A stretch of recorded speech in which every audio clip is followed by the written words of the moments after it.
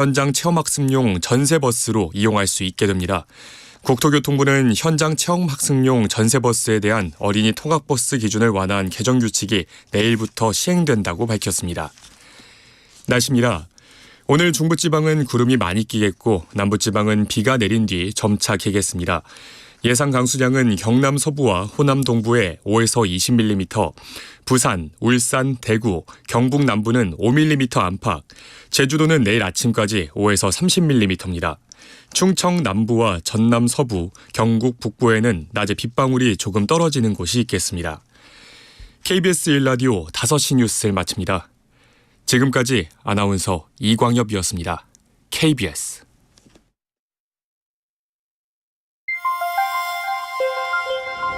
대한민국 중심 채널 KBS 1라디오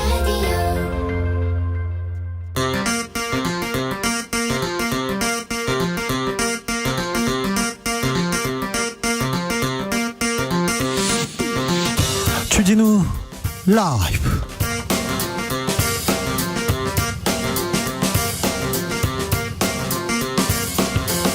(2023년 9월 21일) 목요일입니다. 안녕하십니까, 주진우입니다. 오늘 국회 긴박하게 돌아갔습니다. 중요한 표결 이어졌는데요. 한덕수 국무총리 해임 건의안 가결됐습니다. 헌정사상 처음 있는 일입니다. 이재명 민주당 대표 체포동의안 가결됐습니다. 헌정사상 처음 있는 일입니다. 더불어민주당 민영배 의원에게 오늘 국회 상황 들어봅니다. 국무총리 해임 건의안, 야당 대표 체포동의안, 이분은 어떻게 보셨을까요? 최근 북한이 러시아와 밀착 외교 이어갑니다. 윤석열 대통령 오늘 유엔에서 러시아 직격했는데 이분은 어떻게 들으셨을까요? 태영호 국민의힘 의원 직접 확인해 보겠습니다. 인천 논현동 스토킹 살인사건 첫 재판이 있었습니다. 그런데 피해자 유족들이 이례적으로 피해자 이름 사진을 언론에 공개하면서 여러 이야기를 하고 있습니다. 고인의 이름을 빌어 가장 하고 싶었던 말이 무엇인지 들어봅니다. 나비처럼 날아 벌처럼 쏜다. 여기는 주진우 라이브입니다. 오늘도 자중자애 겸손하고 진정성 있게 여러분과 함께 하겠습니다. 길 가다가 길이 막혀요. 그런데 왜 그렇지? 촬영 때문이라고 합니다. 공사 때문이라고 합니다. 시위 때문이라고 합니다. 어디에서는 사고라는데 사고는 끝났는데 싸우고 있어요. 그래서 피해를 본 적 종종 있는데요. 촬영 때문에 불편했던 일, 길 가다가 이 일 때문에 불편했어요. 그냥 이 일이 아니더라도 길 가다가 불편했던 일 말고 내 길을 막고 있는 게 뭔가, 이런 것도 좀 생각해 보자고요. 저 사람들만 없으면 스트레스 좀 줄어들 텐데, 저 사람들만 있으면 좀 괜찮을 텐데, 이런 사연 있으면 또 알려주십시오. 문자는 샵 9730, 짧은 문자 50원, 긴 문자는 100원이고요. 콩으로 보내시면 무료입니다. 그럼 주진우 라이브 시작하겠습니다.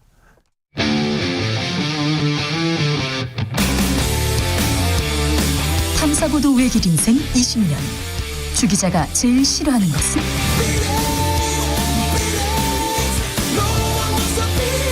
이 세상에서 비리와 부리가 사라지는 그날까지, 오늘도 흔들림 없이 주진우 라이브와 함께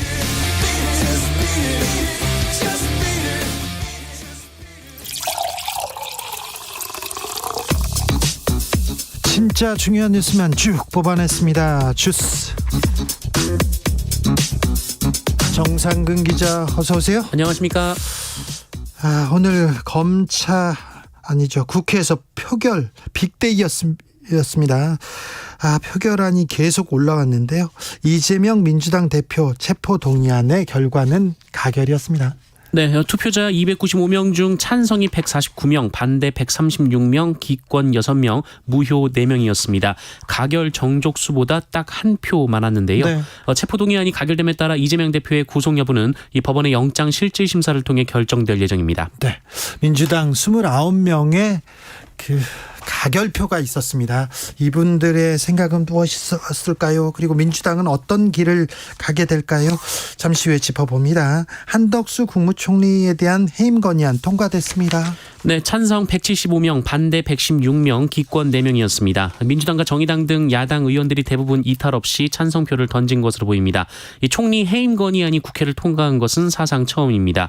앞서 민주당은 이태원 참사 및 잼버리 파행 논란, 일본 후쿠시마 원전 오염수 방류 대응, 해병대 최상병 사망 사건 수사 관련 논란 등의 책임을 물어 해임 건의안을 제출한 바 있습니다. 이균용 대법원장 후보자 인사청문회 끝났습니다. 인사청문 보고서 채택됐습니다. 네, 여야는 이균용 대법원장 후보자에 대한 인사청문회 심사경과 보고서를 만장일치로 채택했습니다.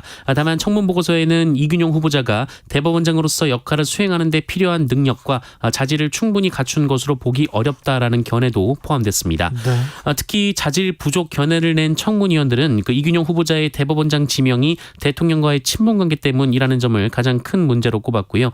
또 후보자가 소속됐던 민사 판례연구회가 이 승진 카르텔의 최정점 코스이자 이 구성원 상당수가 대형 로펌 변호사라 사법 카르텔의 창구로 활용되고 있다라고 주장하기도 했습니다. 재산 신고 누락 너무 많았고요. 세금 납부 문제, 딸의 자산 급등 많았어요. 논란이 너무 많은데 법을 잘 몰라요 이렇게 얘기한 거, 대법원장이 법을 이렇게 몰라서야 이런 지적이 있었습니다.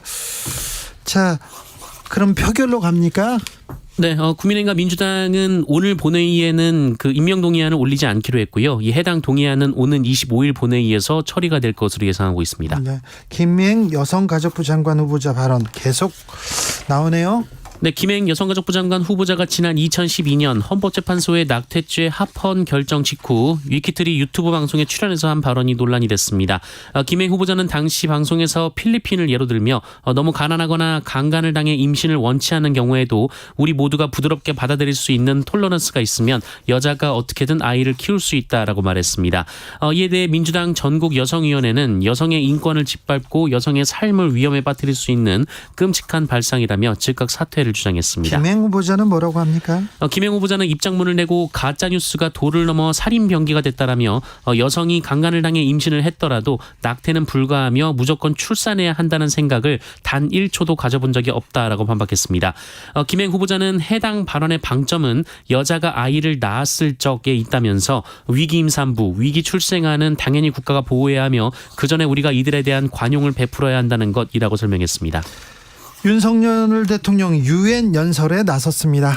네, 윤석열 대통령은 오늘 유엔 총회 기조연설을 통해서 북러 정상회담을 거론하며 북한이 러시아의 재래식 무기를 지원하는 대가로 대량 살상 무기 능력 강화에 필요한 정보와 기술을 얻게 된다면 우크라이나뿐 아니라 대한민국의 안보와 평화를 직접적으로 겨냥한 도발이 될 것이라고 말했습니다.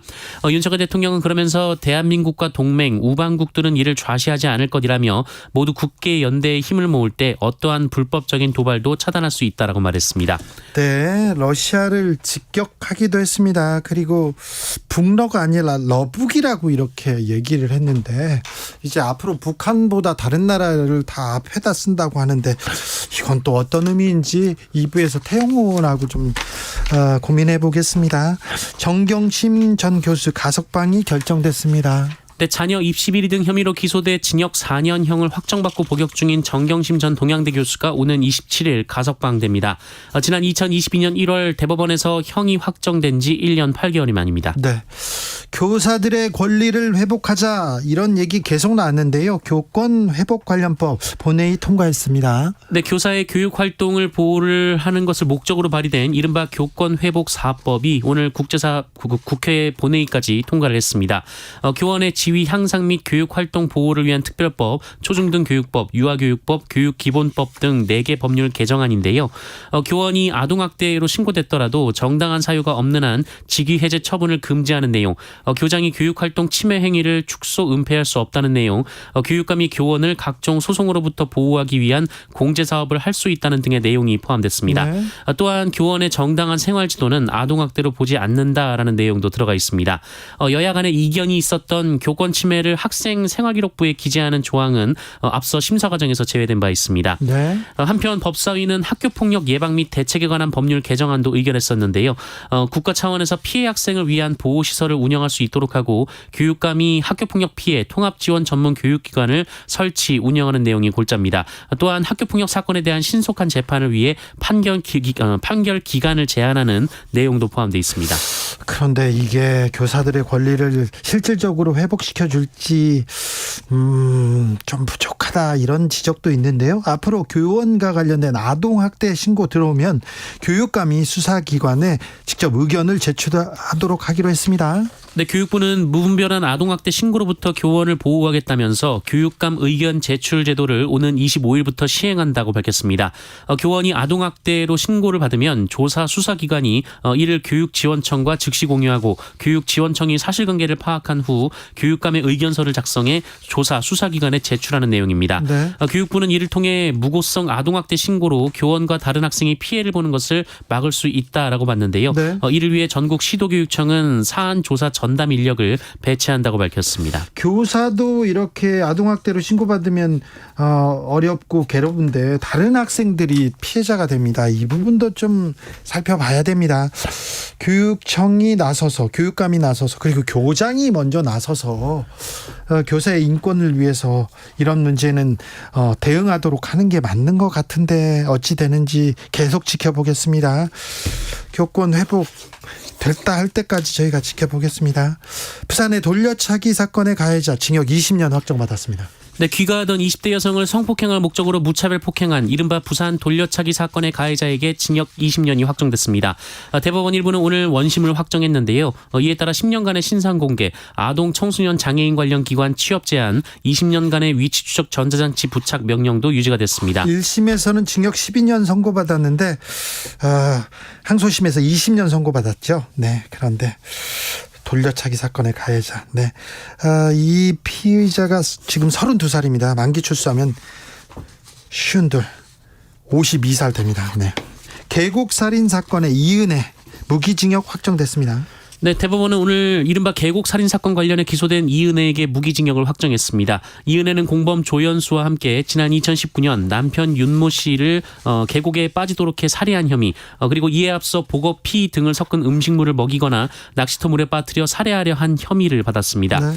이번 재판은 심리적 지배, 이른바 가스라이팅에 의한 직접 살인 여부가 쟁점이었는데요.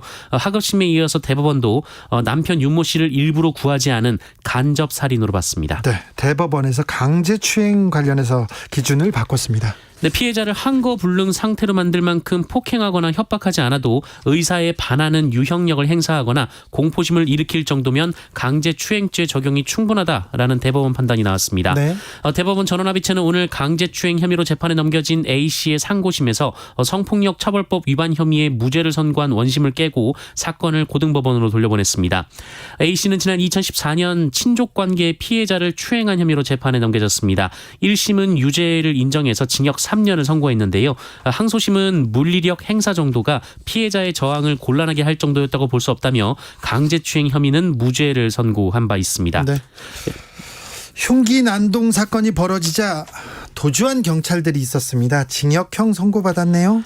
네, 2년 전 인천 흉기난동 사건 당시 부실 대응으로 해임된 전직 경찰관들이 직무유기 혐의로 유죄를 선고받았습니다. 인천지법은 40대 A 전 경위, 20대 B 전 순경에게 각각 징역 1년에 집행유예 2년을 선고했습니다. 주스 정상근 기자 함께했습니다. 감사합니다. 고맙습니다. 내 길을 막는 사람들이 있어요. 이 사람들 좀, 이 사건들 좀 치워줬으면 물어봤습니다. 2001번께서는요. 출근 시간에 길 막고 공사하는 거 정말 피해 주셨으면 좋겠습니다. 얘기하는데 공사도 해야죠. 그런데 출퇴근길에 오늘 저는 점심시간에 신호등 하나를 두고 그 앞에서 왜 이렇게 막히지? 그런데 공사 중이더라고요. 그래가지고 좀 늦었네요. 유민정님, 저희 동네 하수도 공사합니다. 골목에서 공사하면 다니기 진짜 힘들지만 안전을 위해서 그 정도 불편하면 이해해야죠. 네네, 이해해야죠. 53656님, 길거리에서 담배 피우는 사람들 너무 싫어요. 힘들어요. 특히 횡단보도에서 담배 피우는 인간들 너무 싫어요. 요즘도 횡단보도에서 담배 피우는 사람이 있습니까? 그러면 안 되는데 참 안 됩니다. 아파트에서 내 집에서 왜 못 피워 막 그렇게 얘기하시는 분들이 있는데 그거 안 됩니다. 네. 네, 안 됩니다. 0042님 시도 때도 없이 보도블럭 공사하는 거 있잖아요. 너무 불편합니다. 남아도는 예산 때문이라면 출산이나 육아 지원 예산으로 돌려야 하지 않을까요? 그러네요. 가을입니다.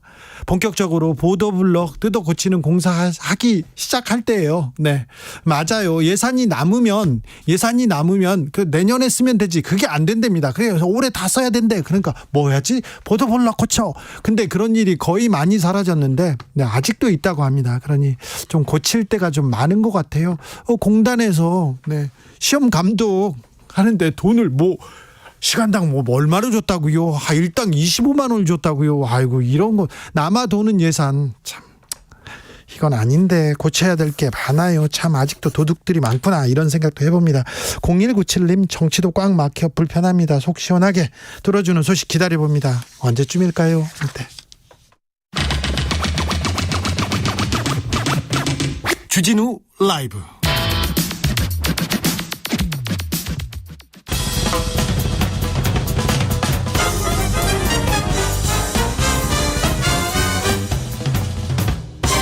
훅 인터뷰. 모두를 위한, 모두를 향한 모두의 궁금증 훅 인터뷰. 오늘 국회 매우 분주하게 움직였습니다. 중요한 표결 이어졌는데요. 어떤 일이 있었는지 들어봅니다. 민영배 더불어민주당 의원, 안녕하세요.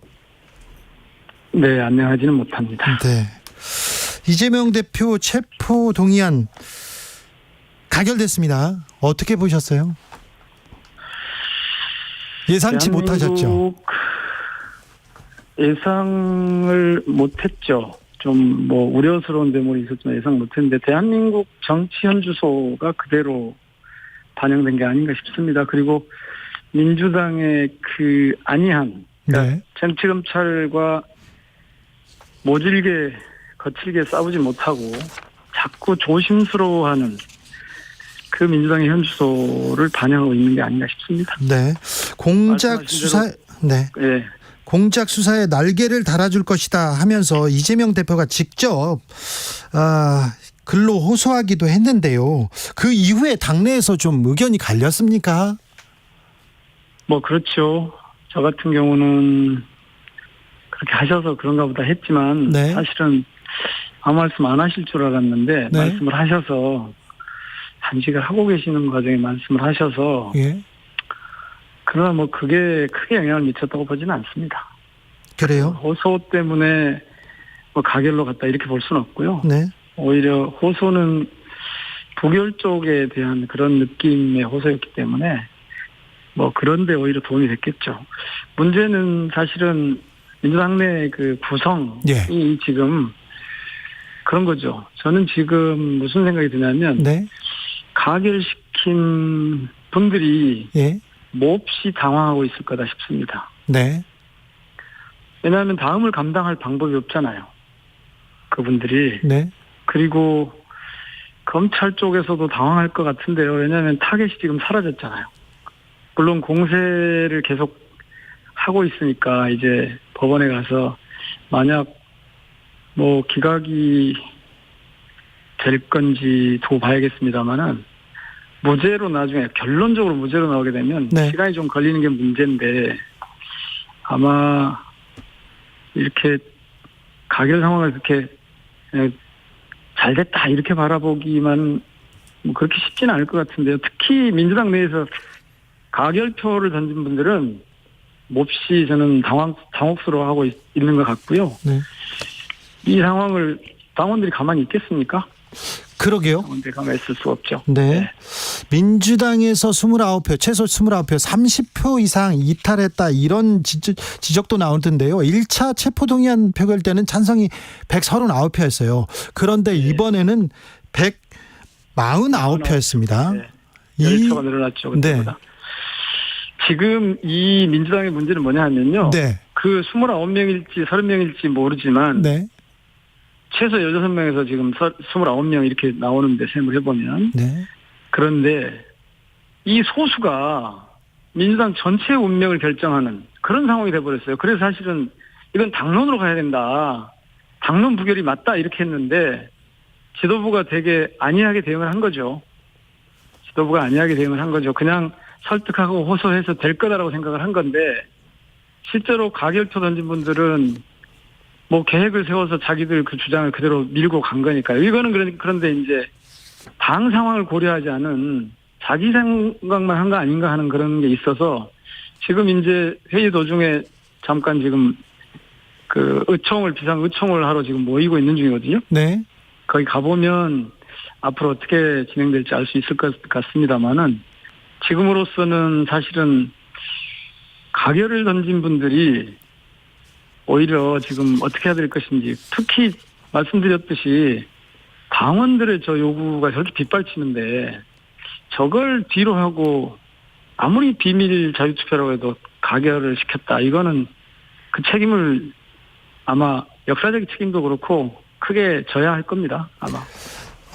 체포동의안 표결 전에 표결이 부결되면 방탄이다 얘기할 거고요. 또 가결되면 당이 분열된다 이런 얘기가 계속 나왔지 않습니까? 아이고 방탄이란 말은 저쪽에서 만든 말이고요. 네.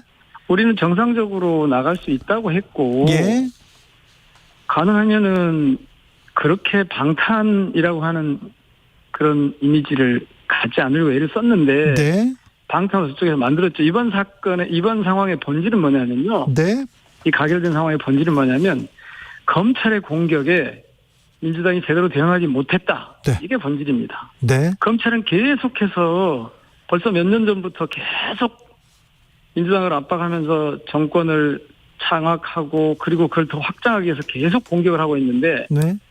민주당이 갖고 있는 국회에서의 수적 우위를 가지고 제어하는데 실패하고 있는 거죠. 이번에도 사실은 실패하고 있는 거죠. 다 알았잖아요. 네. 그래서 이 사실 방탄 이미지라고 하는 건 방탄은 원래 그런 거 아닙니까? 이분을 정확하게 표결을 해서 이 유죄가 확실한 문제가 있는 이런 분이 분명한데 네. 이분을 위해서 국회를 새로 여는 게 방탄이죠. 근데 이거는 회기 중으로 일부러 검찰이 끌고 와서 투표 강요를 한 거란 말입니다. 네. 그러니까 이런 경우에는 거부를 해야 맞는 거예요. 뭐 지나고 나서 이런 얘기 해봐야 소용없습니다만은 그래서 제가 처음부터 이거는 검찰과 싸워야 되고 네. 투표 거부가 맞다. 왜 네. 국회에다가 검찰이 투표를 강요하냐. 네. 왜 민주당이 검찰의 요구대로 따라가 주냐. 네. 그럴 필요 없다라고 했던 거죠. 예. 예. 민주당 내 방탄이란 말은 네. 두려워할 말이 아니죠. 네. 민주당 내에서 이 문제를 어떻게 대응하느냐에 대해서 계속 의견이 엇갈렸는데 오늘 그 표결로서 민주당 이제 심리적으로 분당 상태로 가는 거 아니냐 이런 지적도 나오는데요. 저는 그건 좀 과한 해석이라고 봅니다. 예.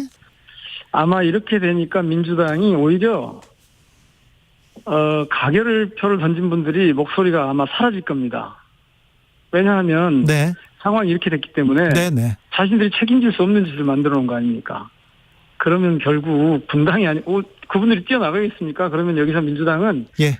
새로운 지도부와 새로운 그 노선을 네. 정립하면서 오히려 내적 결속을 위한 그런 노력들을 하지 않을까요? 저는 그렇게 봅니다. 새로운 지도부요. 그러니까 원내 지도부를 말씀드리는 건데 네. 지금 이 지도력이 실패한 거 아닙니까? 부결을 시키자고 했는데 네. 부결을 못 시켰으니까. 그러니까 거기에 대한 책임이 있을 거고 그렇게 되면 뭔가 새로운 그 시도를 하고 그렇게 하기 위한 준비를 해야 되지 않겠습니까? 책임론이 그러면 당내 지도부에 지금 모아질까요? 제가 보기에는 그럴 수 있다고 봅니다. 네. 그러니까 책임론은 두 방향으로 갈 건데요. 하나는 가결시킨 쪽에 대한 책임론이 있을 거고 네. 또 하나는 이 상황을 관리하지 못한 네. 원내 지도부에 가겠죠. 그렇습니까? 그럴 것 같습니다. 네. 이재명 대표 단식은 이제 어찌 됩니까? 그거는 이 문제하고 연결되어 있지 않을 겁니다. 이재명 대표는 처음부터 네.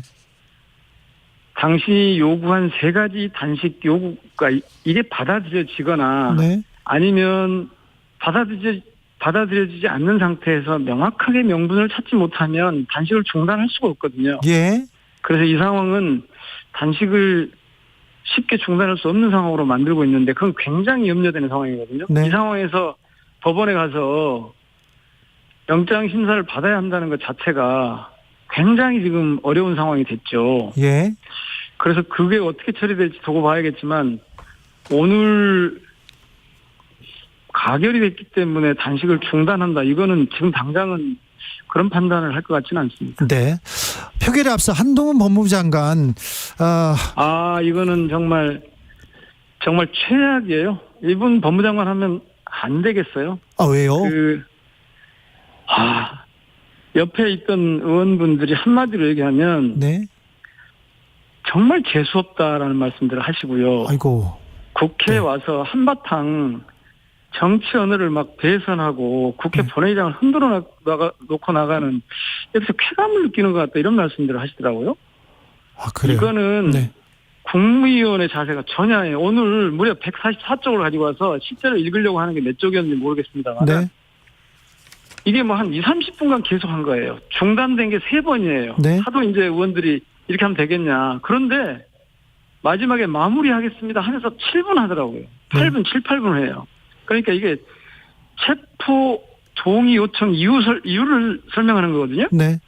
근데 이게 온갖 혐의 내용이 마치 사실인 것처럼 네. 증거도 없는 상태로 대부분 뭐라고 하냐면 검사가 공소장 읽는 줄 알았대요. 예. 굉장히 위험한 도발을 국회에서 대고 하고 갔기 때문에 네. 저는 이거 대통령이 그만두면 우리가 이 검찰 독재 국가임을 만천하에 증언하는 그런 것이 되고 증거가 되고 있어요 지금. 그래서 네. 저 상태를 그다음에 이제 검사 탄핵 그 발의가 있었는데 네. 발의하면서 최영 의원이 그 부분을 지적을 하더라고요. 네. 이거는 진실은 원래 간명하거든요. 근데 예. 그게 안 되니까 계속 증거와 주변 상황과 이런 걸 복잡하게 설명을 해요. 네. 이런 일은 그러니까 논리가 빈약하니까 장황해진 거예요. 알겠습니다. 네. 이것을 심지어는 네. 뜬금없이 이 불체포 권한을 내려놨으니까 뭐 어쩌고저쩌고 하는 이런 말까지 하는 거예요. 예. 이 논리가 딱 보니까 두 가지던데요. 하나는 사건 관련자들이 구속됐으니까 이재명 의원도 구속해야 된다. 이런 논리 하나 하고 불체포 권한 내려놨으니까 체포 요구에 동의해라. 찬성해줘라. 이런 논리예요. 예. 이건 검찰이 국회를 정말 너무너무 우습게 하는 네. 이거 오늘 다시 한번 이 검찰 독재 국가임을 확인시켜준 한동훈의 언행이었습니다. 알겠습니다. 민영배 의원 굉장히 온순한 사람인데 좀 격한 발언을 이렇게 표현을 제가 하셨어요. 말씀드린 건 전혀 한동훈 장관이 이따 한번 뉴스나 한번 이 화면을 보시면 알겠지만 네. 한동훈 장관이 한 것에 비하면 저는 굉장히 점잖하게 말씀드리고 있습니다. 알겠습니다. 그런데 여기서 행패를 부리고 간 거예요. 알겠습니다. 민영배 의원이 계속해서 민주당이 당대표도 지키지 못하면 어떻게 하겠느냐 하면서 매우 우려하던 그런 상황이 지금 벌어졌습니다. 자, 민주당은 앞으로 어떻게 됩니까? 아마 오히려 민주당은 일단 당의 저도 한 구성원이기 때문에 네. 엄청 염려하시는 당원들하고 시민들께 정말 송구한데요. 이 당과 당원의 책임이 아니고 잘못이 아니고 저희 의원들 책임인데 네. 저는 오히려 이 상황을 잘 수습해 가려고 의원들이 뜻을 모으지 않을까 싶습니다. 지금 제가 얼른 그 비상구청에 들어가서 네. 의견을 한번 나눠봐야겠습니다. 알겠습니다. 다음에 모셔서 얘기 듣겠습니다. 더불어민주당 민영배 의원이었습니다. 감사합니다. 네. 교통정보센터 다녀오겠습니다. 유하영 씨. 네, 이 시각 교통정보입니다. 서울 시내에서는 집회하는 곳이 있습니다. 의사당대로 국회의사당역 2번 출구에서 집회를 하고요. 맞은편 5번 출구에서도 집회를 마무리하면서 양방향이 모두 혼잡합니다. 한 개 차로를 이용해서만 지나고 있고요. 강변북로 일산방향 잠실대교에서 가양대교까지 막히고요. 이 구간 지나는데 40분 정도 걸리겠습니다. 올림픽대로는 공항 쪽으로 잠실대교에서 한강대교까지 밀리고요. 45분 정도 예상됩니다. 고속도로는 경부고속도로 서울 방향 경기권에서만 총 30km 넘게 막힙니다. 그중에서도 기흥에서 서울 요금소까지 가장 답답하고요.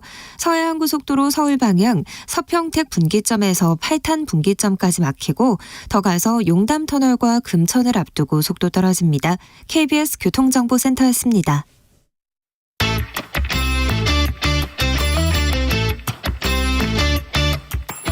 정치, 오로지 정치, 그거 하나만 보고 여기까지 달려왔습니다. 최고의 정치. 국민의힘 김재원 최고위원 어서 오세요. 안녕하세요. 네, 김재원 최고는 오시기로 했는데 지금 달려오고 계십니다. 차가 막혀가지고 전화로 지금 연결돼 있고요. 박경미 전 청와대 대변인 모셨습니다. 어서 오세요. 네, 안녕하세요. 두 분도 인사하세요. 네, 김재원 안녕하세요. 최고님. 네, 네. 오랜만입니다. 네, 오랜만입니다. 네. 김재원 최고위원님, 박경미 대변인 좋으시죠? 네, 네, 훌륭하시죠? 훌륭하신 분이에요. 네. 자, 월광 소나타 잘 들었었습니다. 전 청와대 정무수석과 전 청와대 대변인과의 만남이기도 합니다. 자, 네, 민주당 이재명 대표 체포동의안 어떻게 보셨습니까? 김재원 최고 먼저 듣겠습니다.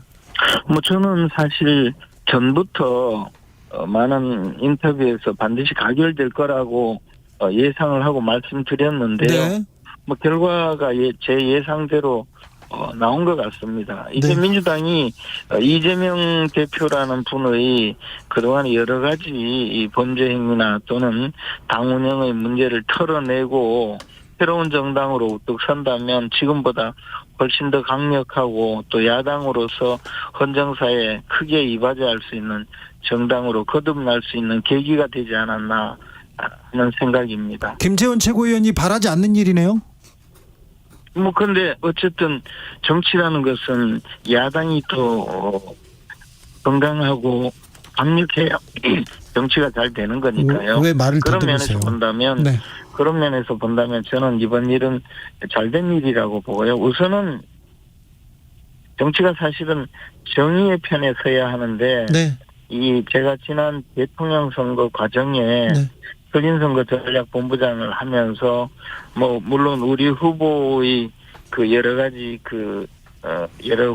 우리 후보에 대한 공격 방어 역할도 했지만 이재명 후보에 대한 검증 역할을 총괄 담당했었거든요. 예, 그렇죠. 그때 너무나 놀라운 일을 많이 발견을 해서 이재명 같은 분이 정치권에 계속 남아 있으면 민주정치의 가장 말단적인 폐해가 계속될 것이다 이렇게 생각했는데 네. 민주당의 대표까지 되고 국회에 들어와서 자신을 지키기 위해서 오로지 골몰하는 것을 보고 저분은 하루빨리 정치권에서 배제되어야 된다. 박경미 대변인 얘기로 네. 넘어가겠습니다.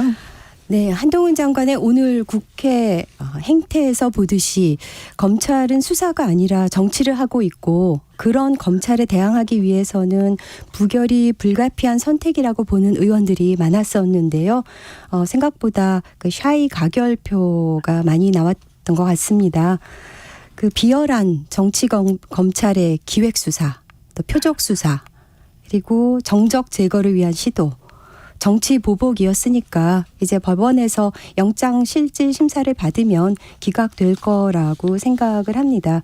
사실 이 제1야당 대표가 목숨을 건 단식을 하다가 병원에 실려간 상황에서 영장을 치고 또 그걸 빛의 속도로 미국에서 제거하는 야멸찬 정권이라는 말씀을 드릴 수밖에 없고요. 뉴욕타임즈, 전 세계에서 가장 영향력 있는 언론 매체죠. 제가 기사를 검색해 보니까 한국 제1야당 대표의 단식, 그 헝거 스트라이크, 네. 그거는 이제 검찰 독재, 거기서는 딕테이터십 바이 프로시큐터라고 이렇게 표현을 했더라고요. 네. 거기에 대항하기 위한 것이다. 그래서 해외 언론도 이재명 대표에 대해서 호의적이라는 점 말씀을 드리고요. 그 이재명 대표에 대한 수사는 정말 역대급이었죠. 엄청난 수사 인력을 동원해서 2년 넘게 수백 번 압수수색하면서 탈탈 털었고요. 특히 도주와 증거 인멸에 우려가 없는데도 영장 청구했고 또 수사만 하더라도 이제 쌍방울 경우 변호사비 대납에서 시작해서 대북 송금으로, 그러니까 이 산 올라가다가 이 산 아닌가벼, 그리고 다른 산 올라가는 그런 형상이고 기우제식 수사에 대해서 유감을 표명할 수밖에 없습니다. 김재원 최고위원. 아니 그런데 뭐 지금 말씀하시는 것이 네. 굉장히 여러 가지였는데요. 어쨌든 이재명 대표가 그 검찰 수사를 받고 나와서 증거 하나도 없더라 그렇게 이야기했잖아요. 네. 그러니까 증거가 하나도 없는지 여부는 이제 네. 법원에 가서 네. 판단을 받으면 됐을 텐데 네. 굳이 자기를 지키겠다고 저렇게 단식 투쟁까지 해가면서 초췌한 모습으로 나타나서 의원들에게 그 체포동의안 부결을 요청하고 그것이 가결되고 났으면 이제 법원에 가서 자신에 대해서 올바르게 변론을 해서 진실을 가리면 되거든요. 네. 말씀하신 여러 가지 내용은 이제 우리가 아는 바가 아니니까 법원의 판단을 받으면 되는데요. 다만 저는 대한민국 법원에도 정의가 살아있다면 진실은 올바르게 밝혀주리라고 생각하고 법원의 판단을 좀 지켜보시죠. 네. 그리고 또 하나는 네. 또 하나는 뭐 2년 넘게 수사했다는데 그렇게 너무 터무니없이 이야기할 것도 아니고 자, 그리고 지켜보시죠. 그것도. 네. 무슨 야멸차게 뭐 그렇게 이야기하는 것도 마찬가지로 네. 김재현 최고위원님.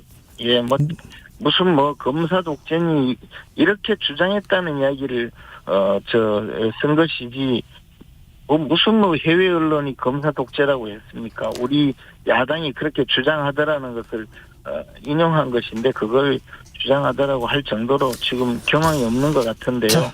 저는 딱 한 가지만 말씀드리면요. 네. 이 기회에 네.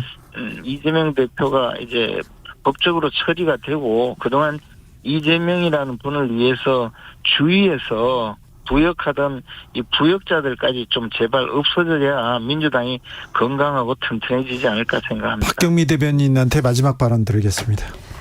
네, 법원이 진실을 밝혀줄 거라고 생각을 하고요. 네. 그 아까 말씀드린 뉴욕타임스 기사는 한번 전문을 읽어보시면은 네. 거기서 어떤 균형 잡힌 시각으로 그 민주당 이재명 대표를 대해서 호의적으로 적었는지 확인하실 수 있을 겁니다. 네. 헌정사상 첫 검사의 탄핵 소추안 국회 본회의에서 가결됐습니다. 유성 간첩 그 사건 있었는데 그 다음에 또 기소했던 검사인데요. 이 문제는 뒤로 하고요. 국회 본회의에서 한덕수 국무총리 해임 건의안도 가결됐습니다. 어떻게 보셨습니까, 김재현 최고위원? 아니 그게 뭐 한덕수 총리가 물론 뭐 주목을 크게 받은 분도 아니지만 무슨 잘못이 있어서 해임 건의안을 처리했는지 국민들은 처음에는 의아했잖아요. 결국 이것도 이재명 지키기 위해서 뭐 오픈 게임으로 올린 것 아니겠습니까? 뭐 굉장히 이 정권이 잘못하고 있다라고 인상을 심어주기 위해서 한덕수 총리까지 끌고 들어가서 12구 이태원 참사, 잼버리 사태, 네. 후쿠시마 원전 오염수, 해병대 네. 최상병 한덕수 의혹입니다. 총리하고 뭐 실질적으로 뭐 무슨 관계가 있습니까? 박경미 네. 대변인. 네, 한덕수 결국에는요. 국무총리가 해임되어야 할 사유는 차고 넘치죠. 지금 앵커께서도 말씀하신 바와 같이 후쿠시마 오염수 방류, 또 해병대 최상병 사건, 이태원 참사, 잼버리 오송 참사 등등 정상적인 정부였다면 총리가 책임지고 몇 번 사퇴했을 텐데요. 지금까지 대통령이건 총리건 사과 한번 하지 않은 오만한 정부에 대해서 국회 권한으로 할 수 있는 일은 해임 건의안입니다. 김재현 최고위원. 그래서 뭐 이게 다 이재명 살리기 위해서 한덕수 총리까지 끌어넣은 것이니까 대통령이 그렇다고 해서 해임 건의안을 받아들여서 해임할 리도 없다고 보고요. 우리 정치가 이제 제발 제대로 서는 그런 계기가 됐으면 좋겠다라는 개인적인 네. 판단입니다. 알겠습니다. 윤 대통령은 지금 유엔 총회 연설에 나섰어요. 윤석열 대통령의 외교 어떻게 보시는지 먼저 김재현 최고위원한테 여쭤보겠습니다. 대통령이 다자 외교를 많이 할 수밖에 없는 것이 최근의 외교 트렌드인데요. 우리나라가 지금 과거 어느 때보다도 북한의 핵 위협이라든가 또는 심지어는 러시아까지 이제 북한과 손을 잡고 밀착하고 있어요. 밀착하고 있는 이런 상황에서 뭐 어쩔 수 없이 한중 간 또 한 러시아 간의 관계에 다소 영향을 받더라도 한미 한일 관계에 조금 더 공조를 해서 우리 국가 이익을 지킬 수밖에 없는 것이고 특히 그러한 관계에서 좀 외교에 나서는 것으로 보입니다. 조금 더 이제 앞으로 우리 국민의 안전 또 대한민국 안전을 위해서 네. 외교 일선에서 많이 나서야 할 것으로 예상하고 있습니다. 정상회담 계속 이어지고 있습니다. 네, 윤석열 대통령은 북한과 러시아의 군사 거래는 평화를 겨냥한 도발이고 대한민국과 동맹국이 좌시하지 않는다라고 하셨는데요. 네. 저는 북한과 러시아에 대해 우려를 표명할 수는 있지만 이런 강성 발언은 내용과 표현에서 모두 문제라고 생각을 합니다. 그러니까 유엔 총회에서 이렇게 거친 원색적인 발언으로 러시아를 직격하면 러시아에 진출해 있는 우리 기업은 어떡합니까? 문재인 정부에서는 국익 중심으로 실리를 추구하는 균형 외교, 또 중층적 외교를 펼쳤는데 윤석열 정부는 진영 외교, 가치 외교라는 미명하에 미국, 일본 중심의 단선적인 외교를 지금 펼치고 있죠.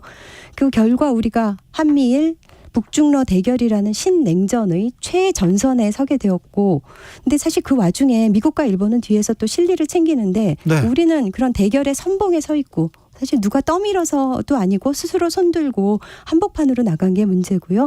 그리고 표현과 관련해서 외교 무대에서는 우회적이고 또 유화적인 화법에 외교적인 수사를 동원하지 직설법보다는 또 완고어법을 쓰고요. 여백을 두는 발언을 해야지 추후에 다양한 해석이 가능하고 네. 또 운신의 폭이 넓어질 수 있는데 그렇지 못한 게 아쉽습니다. 네, 부산 엑스포 유치를 위해서 여러 정상을 계속해서 하루에 5명씩 6명씩 많이 만나고 있잖아요. 열심히 만나고 있잖아요. 이 네. 부분은 어떻게 보십니까, 박경미 대변인? 네, 유엔 총회 계기로 양자 회담을 현재까지 28개국 좀 한 것 같은데요. 네. 40개국까지 한다는 이야기도 있고요. 부산 엑스포를 위해서 총력전을 펼치고 있는 노력에 대해서는 일단 평가는 합니다. 근데 순방 떠나기 전에 김태호 안보 1차장이 한 달 안에 가장 많은 정상회담을 한 대통령으로 기네스북 등재를 신청할 예정이라고 했는데 네. 나라 개수 늘리면서 실적주의에 매몰된 걸 보면서 저는 쓸쓸했습니다. 이게 외교라는 게 상대국의 마음을 사는 일인데 양국 현안에 대한 깊이 있는 대화보다는 이렇게 피상적인 수준의 양자회담을 하는 게 큰 도움이 될지 좀 회의적입니다. 현직은 아니죠. 검사 출신 김재원 최고위원한테 물어보겠습니다. 네. 대법원장 후보자가 법을 잘 모르세요. 어떻게 보셨어요? 네. 일단 그 재산 등록 문제라든가 이런 부분에 대해서 이해할 수 있는 부분이 충분히 있지만 네.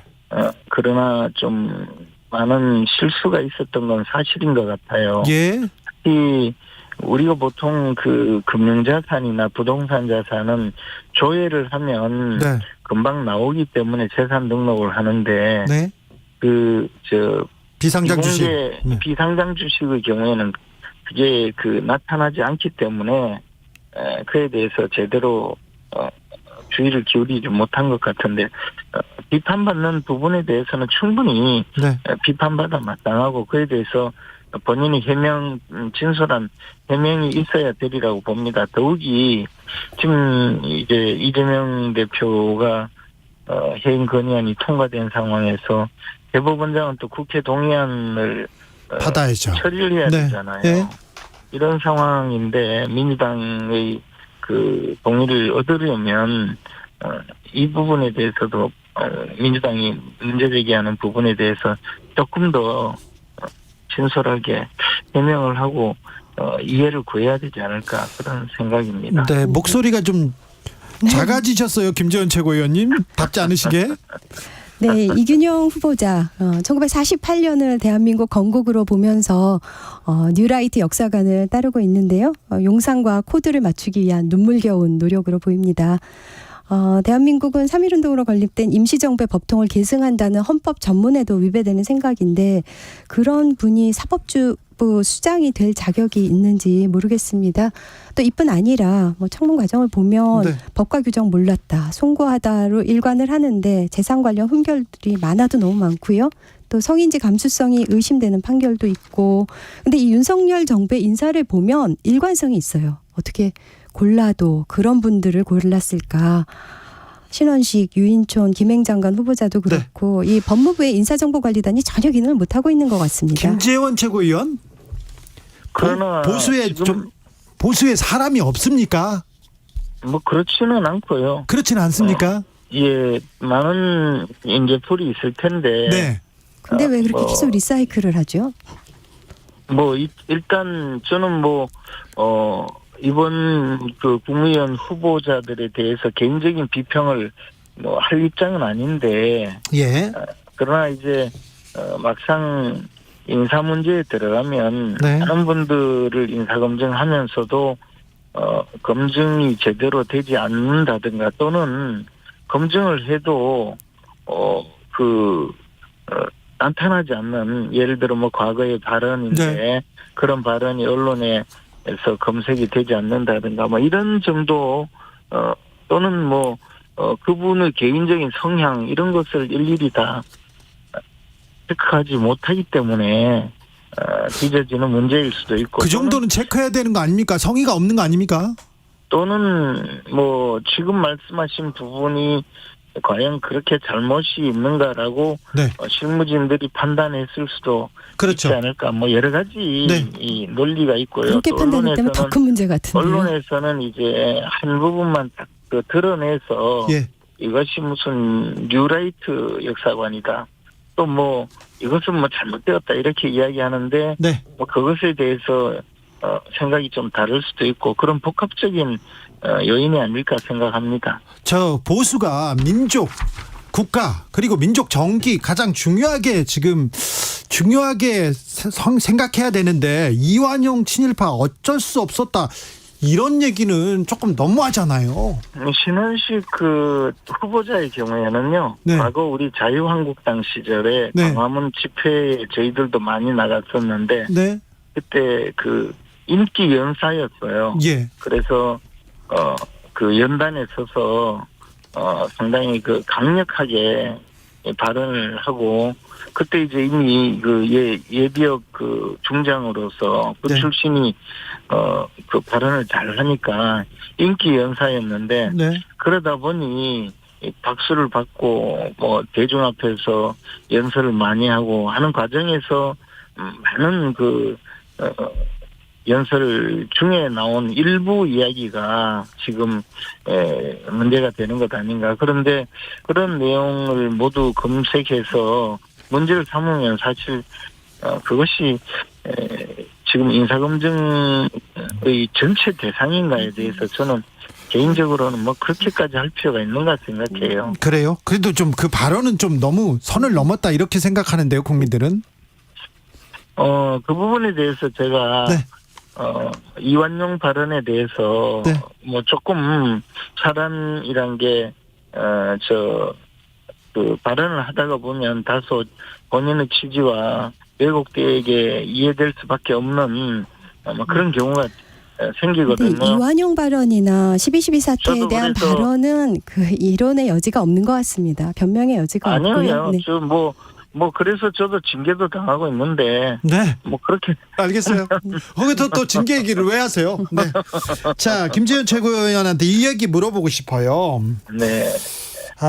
저기 국민의힘에서 인재 영입 이렇게 시동 겁니다. 막 용산 차출선 계속 나오고 있는데요. 그런데 시대 전환과 국민의힘이 오늘 뭐 거의 합당 직전까지 갔어요. 이거 어떻게 보셨어요? 그래서 뭐 저는 그 부분에 대해서 약간 뭐 조금 생각이 조금 다른 면이 좀 있는데 네. 어쨌든 그분을 포함해서 사회 각계각층의 많은 분들을 영입하는 것은 굉장히 좋은 일인데 네. 그것이 당내 불안 요소가 되지 않아야 하고 또 그분들이 우리 당의 정강 정책에 네. 합류하는 그런 마음을 가져야 하고 1호 영입이 조정훈이다. 무엇보다도 그분을 1호 영입이라고 내세우는 것까지는 너무 비중이 약하지 않는가. 네. 뭐 그런 생각은 갖고 있어요. 박경미 네. 대변인. 인재 영입 1호 상징성을 갖는 건데 그렇게 갈짓자 행보를 보인 기회주의자 정치인을 국민들께서 어떻게 평가하실지.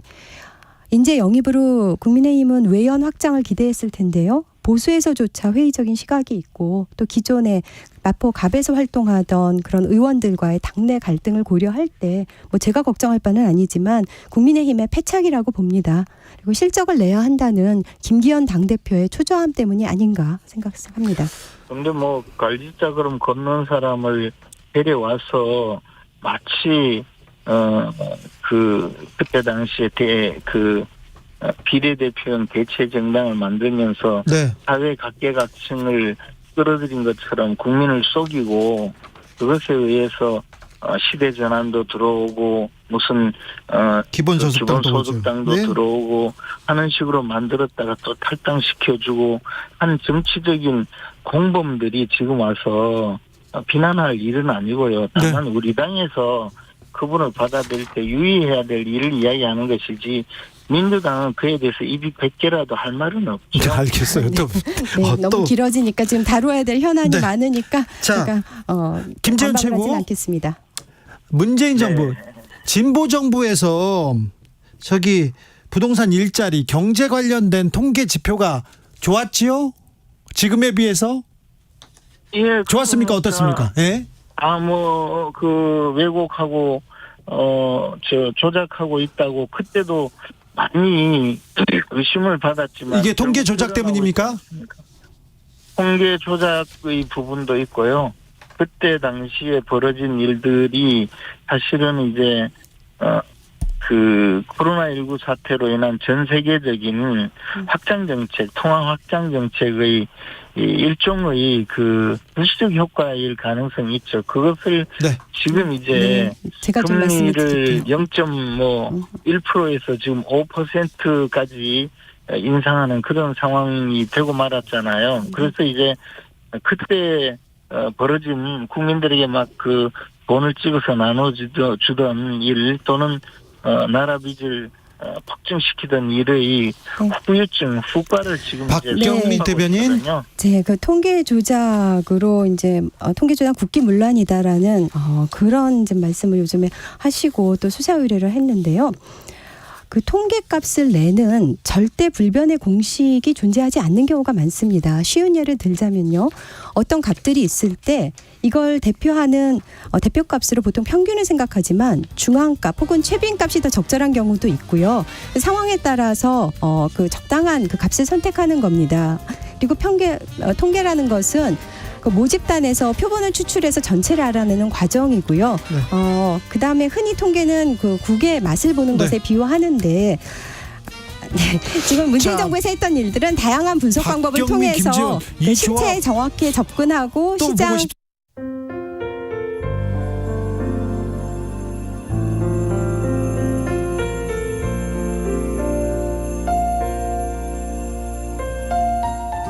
KBS 라디오 연중기획 희망충전 대한민국 552번째 이야기. 안녕하세요. 아나운서 이현주입니다. 중학교 2학년인 민주는 아빠와 엄마의 건강이 늘 걱정입니다. 몇 해 전 공장에서 작업 도중 손가락 절단 사고를 겪은 아빠. 여러 번의 수술과 검사를 받던 중 신장에 이상까지 발견돼 투석을 이어오고 있는데요. 엄마는 충격으로 인해 체중이 20kg 넘게 줄었고 치아의 절반 이상이 빠져버렸습니다. 게다가 겨울 전까지 집을 비워줘야만 하는 민준의 가족. 결국 빠듯한 생계에 아빠는 아픈 몸을 이끌고 일용직 근무를 다시 시작했습니다. 점점 야위어가는 엄마와 언제 쓰러질지 모르는 아빠. 민주의 마음은 하루하루 불안하기만 합니다. 민준의 가족이 좀 더 안정된 삶을 살 수 있도록 여러분이 관심과 사랑을 보내주세요. 여러분의 따뜻한 손길이 희망의 빛이 됩니다. ARS 060-700-1580 060-700-1580 한 통화 3,000원으로 희망을 선물해주세요. KBS 라디오 연중기획 희망충전 대한민국은 초록우산 어린이재단, 인탑스 주식회사, 그리고 청취자 여러분과 함께합니다. ARS 060-700-1580 한 통화 3,000원입니다.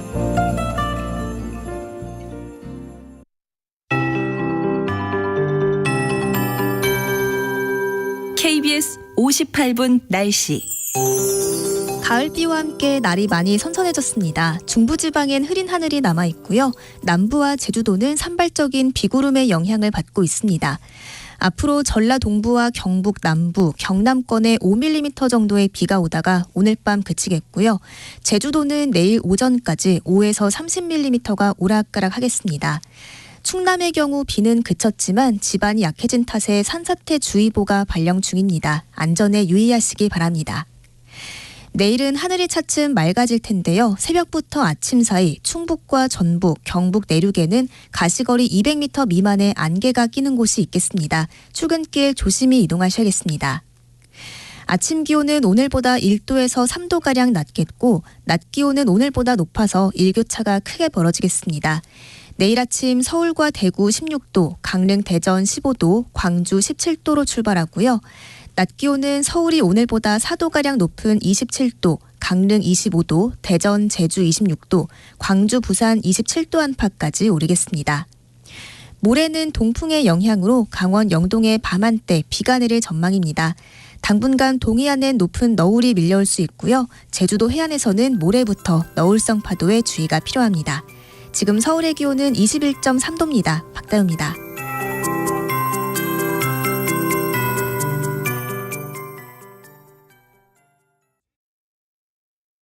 정성을 다하는 국민의 방송 KBS가 6시를 알려드립니다. AM 711kHz, FM 97.3MHz, KBS 1라디오입니다. HLKA.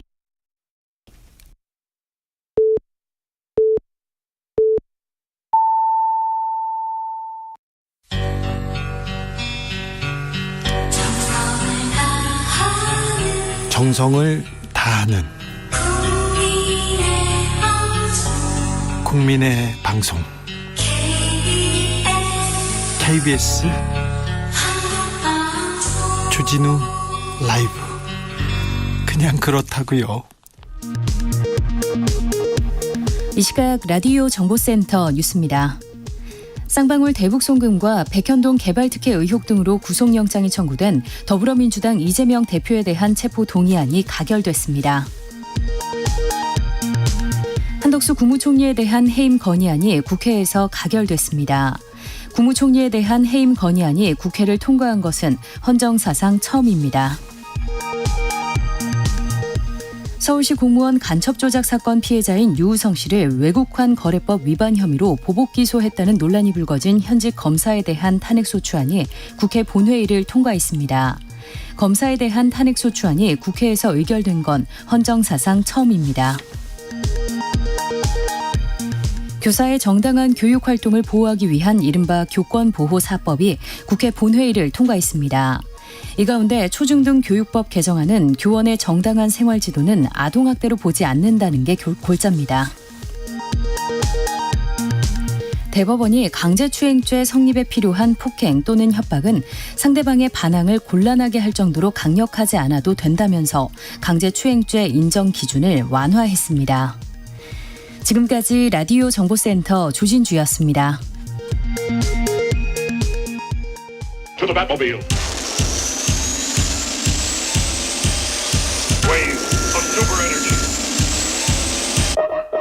주 기자의 1분. 지난 8월까지 전국 법원에 접수된 파산 신청 건수가 1034건입니다. 1034건. 이미 지난해 전체 파산 신청 건수 1004건을 넘어섰습니다.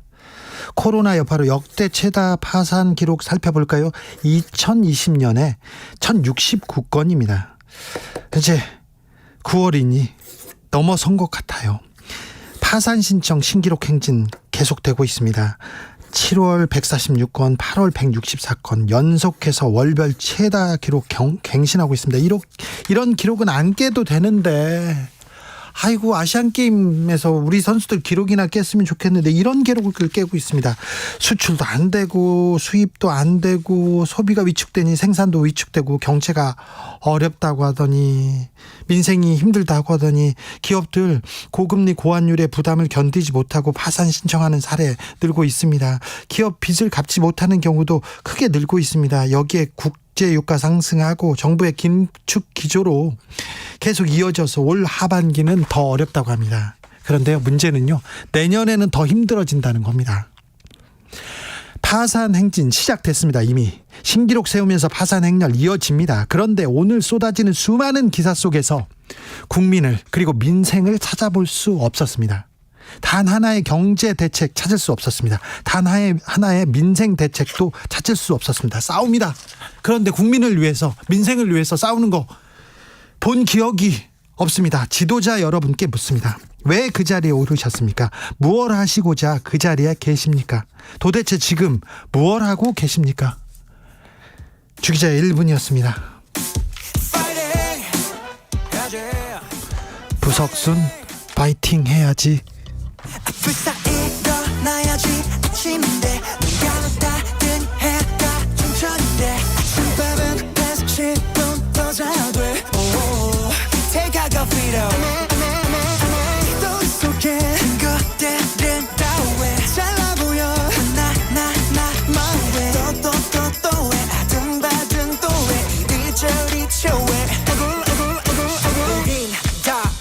꼽은 좀비 비교해 모두 다 텐션을 펌핑 힘을 좀 내어보자. 우린 여러분의 부석순 반복되는 하루에 시작이 되는 이 노래 네 옆에서 불러주겠어. 힘내지 못하겠어. What else? Don't give it up, never give it up, yeah.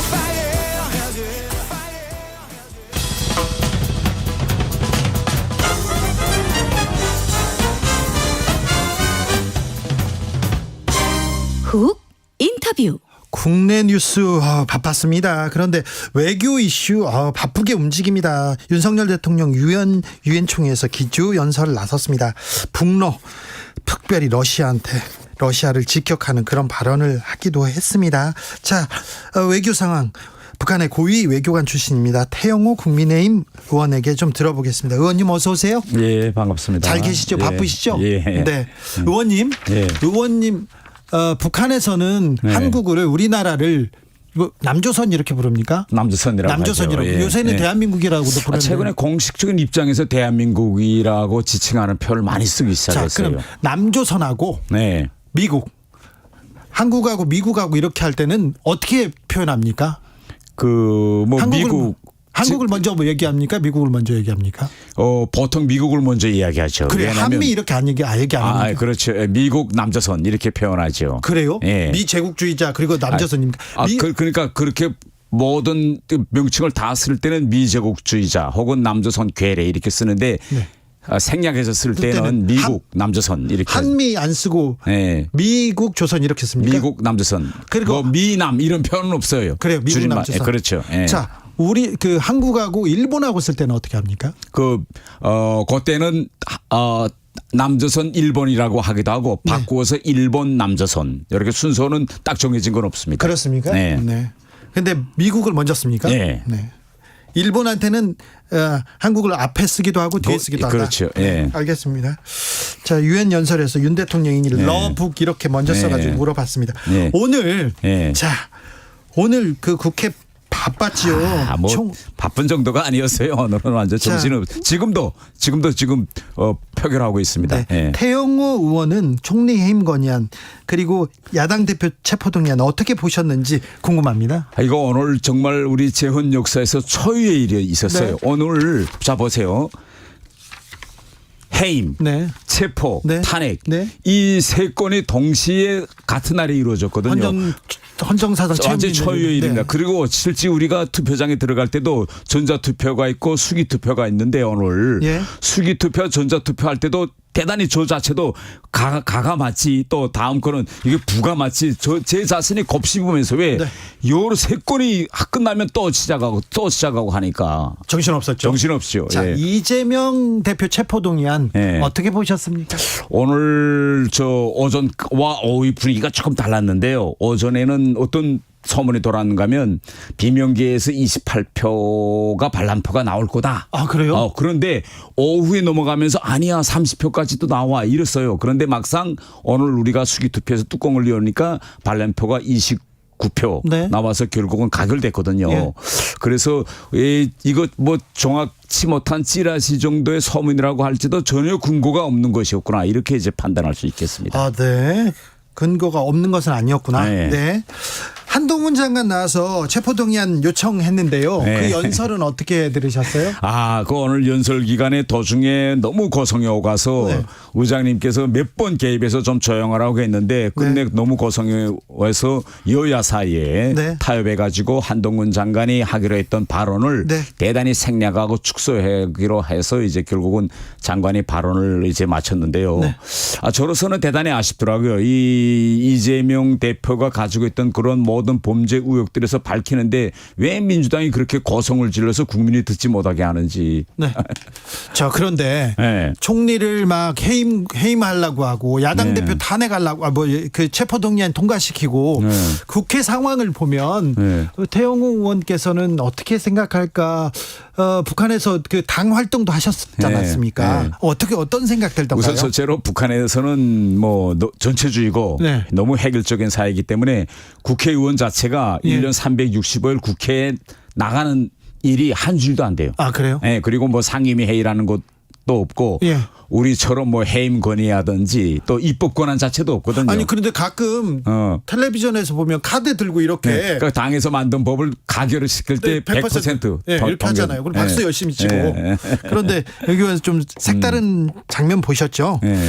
자, 태영호 의원은 이재명 대표의 단식 어떻게 보십니까? 단식에 나서면 막 그 여당에서 가서 손도 잡아주고 네. 그러는데 좀 단식 풀으라고 얘기도 했는데 그렇죠. 어찌 보면 단식장에서 이재명 대표를 만난 국민의힘 의원은 태영호 의원밖에 없어요. 네, 저밖에 없어요. 네. 예, 저도 원래 가서 제일 저는 민주당 의원이 저에 대해서 쓰레기라는 표현을 했기 때문에 거기에 대해서 항의차로 갔지만 도착해서 제가 이재명 대표의 손을 잡고 좀 위로의 말도 건네려고 했었는데 민주당 의원들이 절대 손을 악수하면 안 된다. 왜요? 그 단식이기 때문에 여러 가지 세균 감염이라든가 이런 거에 있어서 악수하지 말라고 해서 이제 주목 인사로 이제 했거든요. 아, 그렇군요. 네. 그런데 지난 시기 우리가 보아오던 단식과 이번 단식은 저는 완전히 그림이 다릅니다. 지난 시기 단식은 결국은 명분이 있고 자기의 정치적 목적이 있었거든요. 그런데 이번 단식은 개인 사욕과 또 사법 리스크라는 이런 여러 가지 그림들이 오버래핑됐기 때문에 네. 저희 당 지도부로서도 대단히 고민이 컸을 거라고 생각합니다.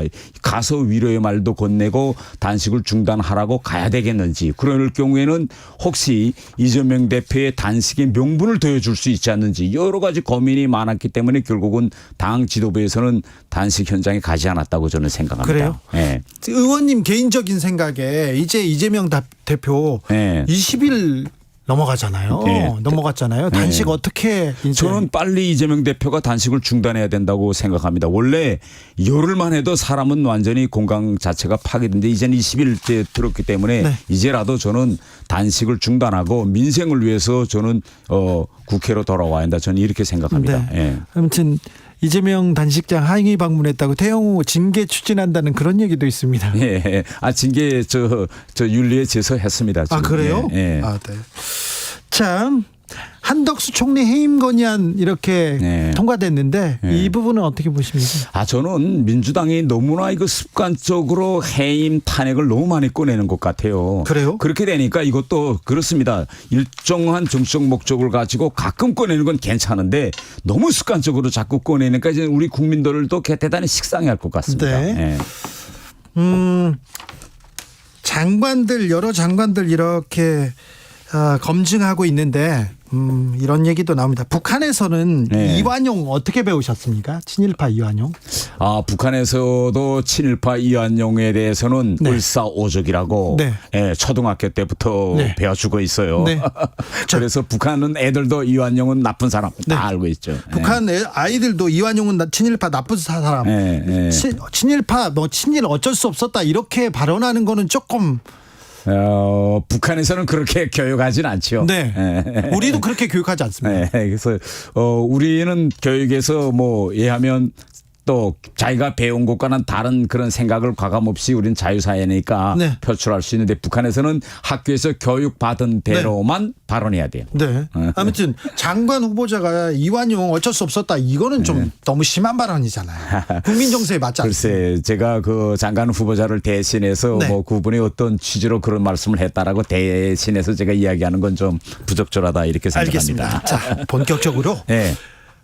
김정은 국무위원장이 5박 네. 6일 네. 매우 길게 러시아를 다녀왔습니다. 네. 자, 태영호 의원은 어떤 점을 보셨어요?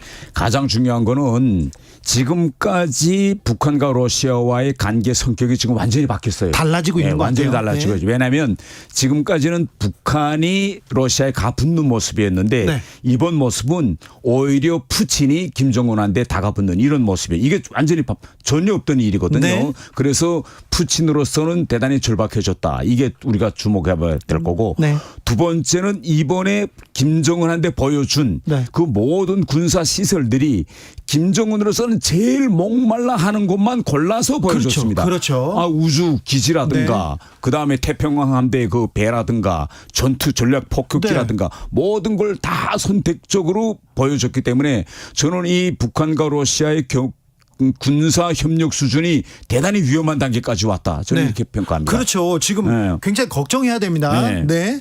자, 걱정. 중국도 가만히 있지 않을 것 네. 같아요. 뭐 미국 정상을 만나던 러시아하고 얘기하던 북한은 중국하고 얘기하고 있잖아요. 네, 그러면 그렇죠. 중국하고도 또 얘기를 할 것 같은데 당연히 하죠. 지금 중국과 그 북한의 관계는 어떻습니까?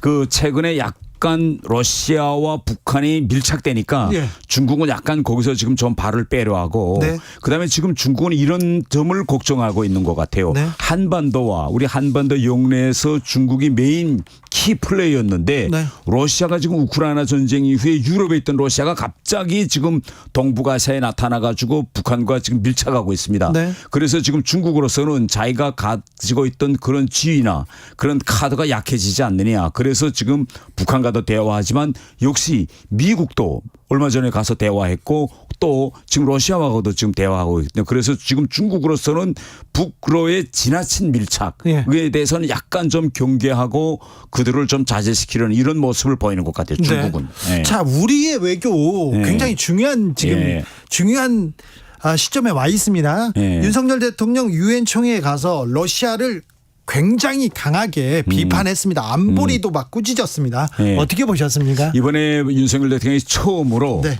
러시아를 향해서 만일 그런 군사 거래를 한다면 이건 도발이다. 예. 이거 도발이라는 표현을 러시아에서 강하게 썼습니다. 네. 왜냐하면 이게 지금 만일 북한의 러시아가 대량 살상 무기와 관련한 정보와 기술을 준다면 그러면 이게 한반도의 안보 지형을 완전히 뒤바꾸는 이런 기술들입니다. 네. 그래서 우리 정부가 이걸 더는 수수방관할 수 없고 자시하면 안 되는 이런 심각한 상황까지 왔고요.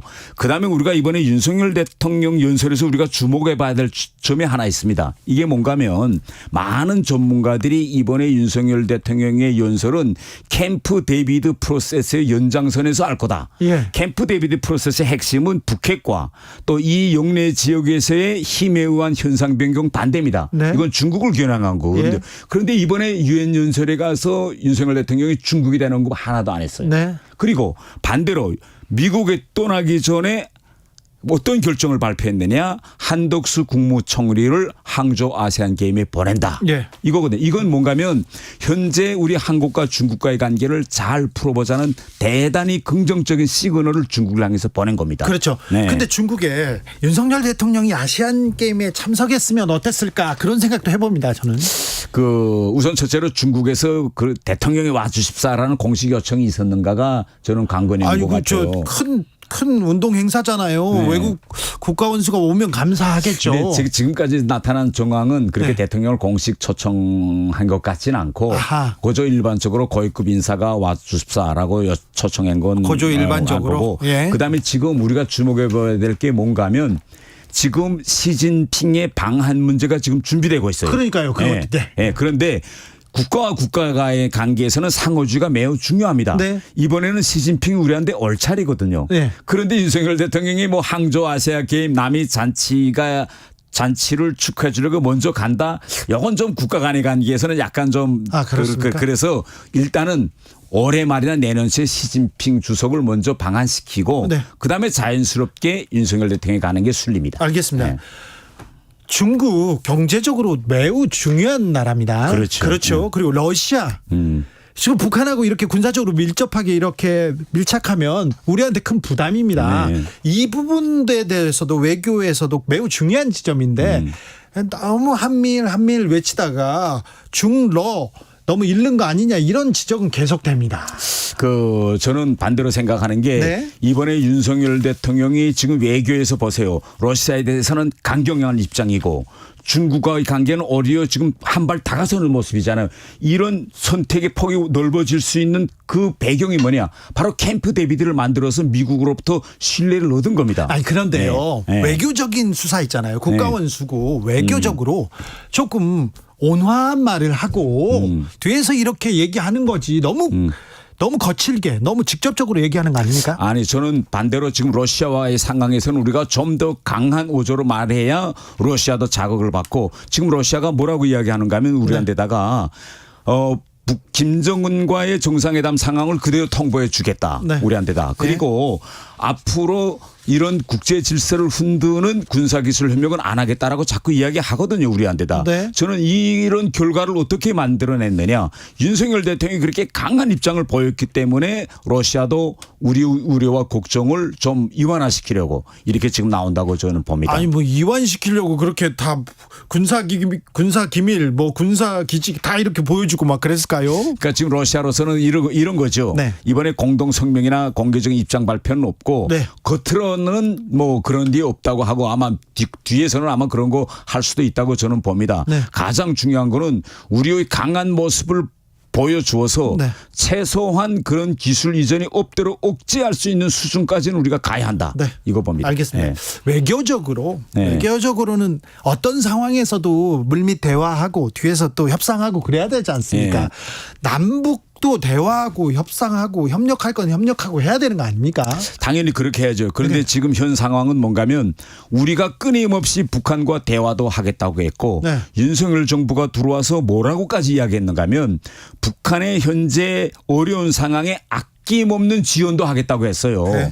아낌없는 표현까지 썼거든요. 보건협력에서. 그럼에도 불구하고 북한이 문을 닫았습니다. 이때까지 코로나 때문에 향후 문을 열겠는지 계속 닫겠는지는 모르겠지만 그래서 현재 남북관계가 이렇게 긴장해 있는 책임은 우리한테 있는 게 아니라 우리의 긍정적인 호응에도 손길을 잡지 않은 북한에 있다. 이렇게 북한이 항상 문제였죠. 네. 북한이 항상 걸어 담그고 했는데 그럼에도 불구하고 얘기하고 좀 달래면서 평화로 가야 되는데 자 9.19 군사합의 이후에 휴전선 주변에서 남북의 군사 충돌이 거의 사라졌어요. 줄었지 않습니까? 네. 이거 군사합의 이거 효과가 있는 거 아닙니까?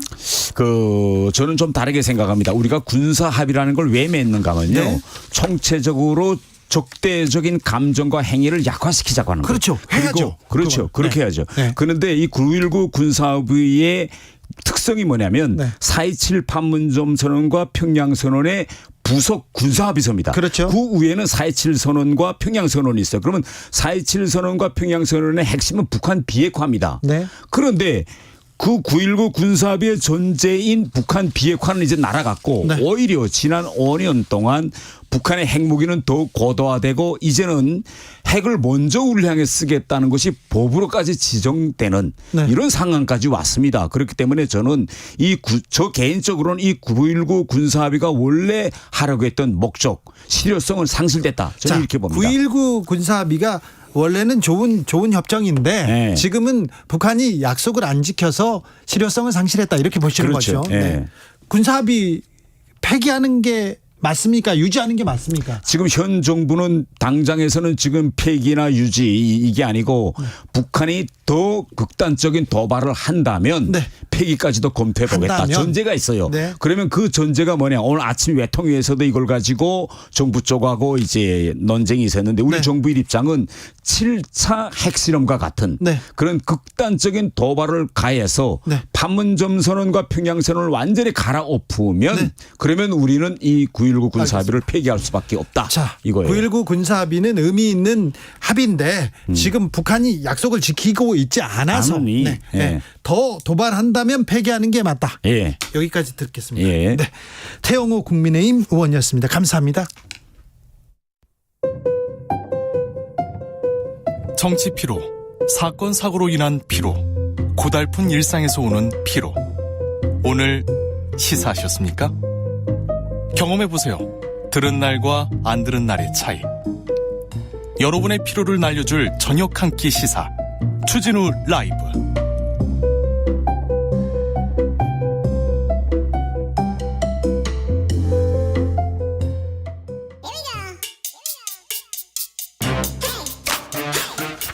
뉴스를 향한 진지한 고민, 기자들의 수다. 라이브 기자실을 찾은 오늘의 기자는 KBS 사회부 이희연 기자입니다. 어서 오세요. 네, 안녕하세요. 예, 어떤 취재하고 계세요? 지금 이제 제가 사회부 사건팀에 있어서요. 네. 예. 가장 중요한 팀이네. 네, 그래서 뭐 사회 전반 다루긴 하지만 이제 주로 사건 사고 취재하고 있고요. 그러니까 요즘은 아무래도 이제 범죄 사건을 주로 다루고 있습니다. 저도 사회부 사건 기자 오래 했는데, 참 경찰서 이렇게 처음에 가서 사건 사고 이렇게 뒤져보는데, 제가 어렸을 때 조금만 까딱 잘못했으면 여기 와 있었겠나, 그때 다 그런 생각을 너무 많이 해가지고 똑바로 살려고 합니다. 바르게 살고 있습니다. 자, 이희연 기자가 취재한 인천 논현동 스토킹 살인 사건, 굉장히 잘 봤습니다. 자, 이 첫 재판이 열렸습니다. 네, 첫 재판 화요일에 열렸었는데요. 예. 먼저 이제 어떤 사건인지를 설명드리자면, 네, 이게 지난 7월 17일에 있었던 일이고요. 이제 새벽 6시쯤에 이 피해자 고 이은총 씨가 출근하려고 현관문을 나서자마자 흉기에 찔려서 살해당하신 사건입니다. 근데 피의자는 이제 이 씨를 계속해서 스토킹해오던 전 남자친구 설모 씨인데요. 이미 스토킹으로 신고도 당해서 접근 금지 명령까지 내려져 있었지만 이를 어기고 이제 범행을 저지른 사건입니다. 그리고 또 이제 좀 더 보자면 이때 이제 이 씨의 비명 소리를 듣고 어머니도 현관문 밖으로 달려 나가셨다가 이제 이를 말리려다가 이제 설 씨의 칼에 찔려서 손을 다치기도 했고요. 설 씨는 당시에 이제 그 자리에서 이제 범행을 저지른 후에 자기도 자해를 했는데 병원으로 옮겨져서 현재 뭐 생명에는 지장이 없는 상태입니다. 네. 그런데 스토킹 사건인데 그 전에 이 범행을 막을 수 있는 길이 없었을까요? 조금만 더 관심을 기울였다면, 관심을 기울였다면 막을 수 있지 않았을까? 유가족은 조금 안타까운 입장입니다. 네. 근데 이게 이제 이 사건이 7월에 일어난 사건이지만 첫 폭행은 사실 올해 2월이었는데요. 그래요. 이제 이 씨가 사귀는 중에도 계속 집착에 시달리다가 이제 헤어지자고 하니까 이 설 씨가 이 씨를 이때 2월에 처음 때렸습니다. 폭행이 있었어요? 네. 폭행이 있었어요, 처음에? 근데 이제 이때도 이제 데이트 폭력으로 경찰 신고를 했었는데 당시에는 뭐 엄청 큰 피해는 아니었고 또 처벌도 원하지 않는다고 해서 이 신고 같은 경우는 현장 종결이 됐었고요. 이게 또 문제예요. 자, 폭행 사건인데 뭐 남자친구 여자친구 사이니까 이제 처벌을 원치 않나, 여기서 끝났어요. 그리고요.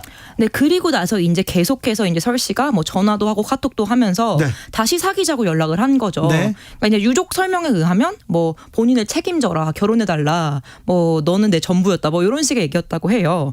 그래서 5월까지도 이게 스토킹 폭행이 계속 이어졌고요. 또 이제 이때는 정도가 심각해져서 피해자 갈비뼈가 부러질 정도였다고 합니다. 피해자 갈비뼈, 그럼 폭행이 또 있었던 거잖아요. 네, 그렇습니다. 그때 경찰에 신고했을 거 아니에요?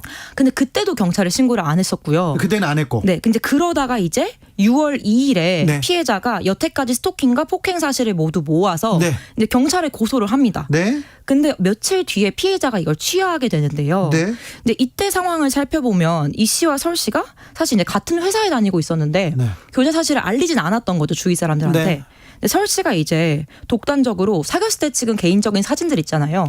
이런 것들이 이제 SNS에 올리면서 회사에 이 일이 다 알려지게 됐고 그러면서 이제 회사에서는 그럼 이제 둘의 근무지를 분리해주겠다 이렇게 조치를 취했었어요. 아니 그런데 지금 SNS에 이렇게 올리는 사진을 올리는 것 이것도 협박 아닙니까? 그렇죠.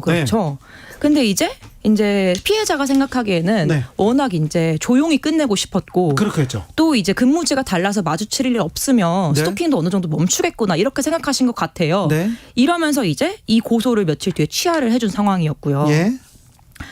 이제 그러다가 이제 6월 9일에 근데 설 씨가 또 찾아갑니다. 이 씨의 집을. 또, 네. 그래서 이거 이때는 찾아가면 이제 안 되잖아요. 그렇죠. 그래서 이때는 이제 경찰 신고가 이뤄졌고 설 씨가 현행범으로 체포돼서 네. 4시간 정도 조사를 받고 귀가를 하는데요. 네. 이때 이제 이후에 설 씨에게는 100m 이내 접근 금지 명령이 내려졌고요. 예. 또 이 씨는 경찰에서 스마트워치를 지급받게 됩니다. 예. 그랬어요. 자, 거기까지는 대처를 했는데 그 다음은 어떻게 됩니까? 네, 이제 보면 이 문제가 뭐냐면 스마트워치를 지급받은 이후로 한 달 동안 예. 설 씨가 찾아가지도 않고 연락도 안 합니다. 아, 그래요? 네. 근데 이게 문제가 뭐냐면 스마트워치를 받게 되면 일단 기본 기한이 한 달입니다. 네. 그리고 나서 이제 안전성을 평가해서 더 기간을 연장할 거냐를 이제 결정하게 되는데요. 한 달 동안 조용했어요. 네. 조심했어요. 그래서요. 근데 이제 여기서 이제 유족들과 경찰 말이 달라지는 부분인데요. 네. 여기가 네. 이제 유족 측에서 말하는 거는 경찰이 이제 한 달이 좀 되기 전에 찾아와서 네. 더 한 달 동안 마주치지 않았으니까 어떻게 할 이거는 것이냐. 이제 뭐 워치를 반납하는 쪽으로 이제 설명을 해줬다. 그래서 이제 피해자가 스마트워치를 자진 반납하게 됐다라고 유족은 설명을 한 부분이고요. 근데 이제 경찰은 자기들이 찾아간 건 맞는데 이 반납을 이제 권장한 적은 없다. 네. 그냥 피해자가 생각하기에 한 달 동안 찾아오지 않았으니까 안전하다고 판단을 해서 네. 자진 반납을 한 거다. 이렇게 설명하는 부분입니다. 자, 스마트워치 반납을 두고 경찰과 유족은 조금 다른 말을 하는군요. 그리고요. 네, 그래서 어쨌든 7월 13일에 이 반납했어. 네. 피해자가 반납을 하셨고 네. 나흘 뒤인 17일에 바로 이런 범행이 있었던 거죠. 아, 그래요? 네. 근데 여기서 봤을 때 나중에 이제 수사 과정에서 밝혀진 내용이 이 피해자가 스마트워치를 반납한 바로 당일부터 설 씨가 다시 피해자의 집 앞에 가서 피해자를 지켜봤던 사실이 나중 이제 수사 과정을 통해서 드러난 점입니다.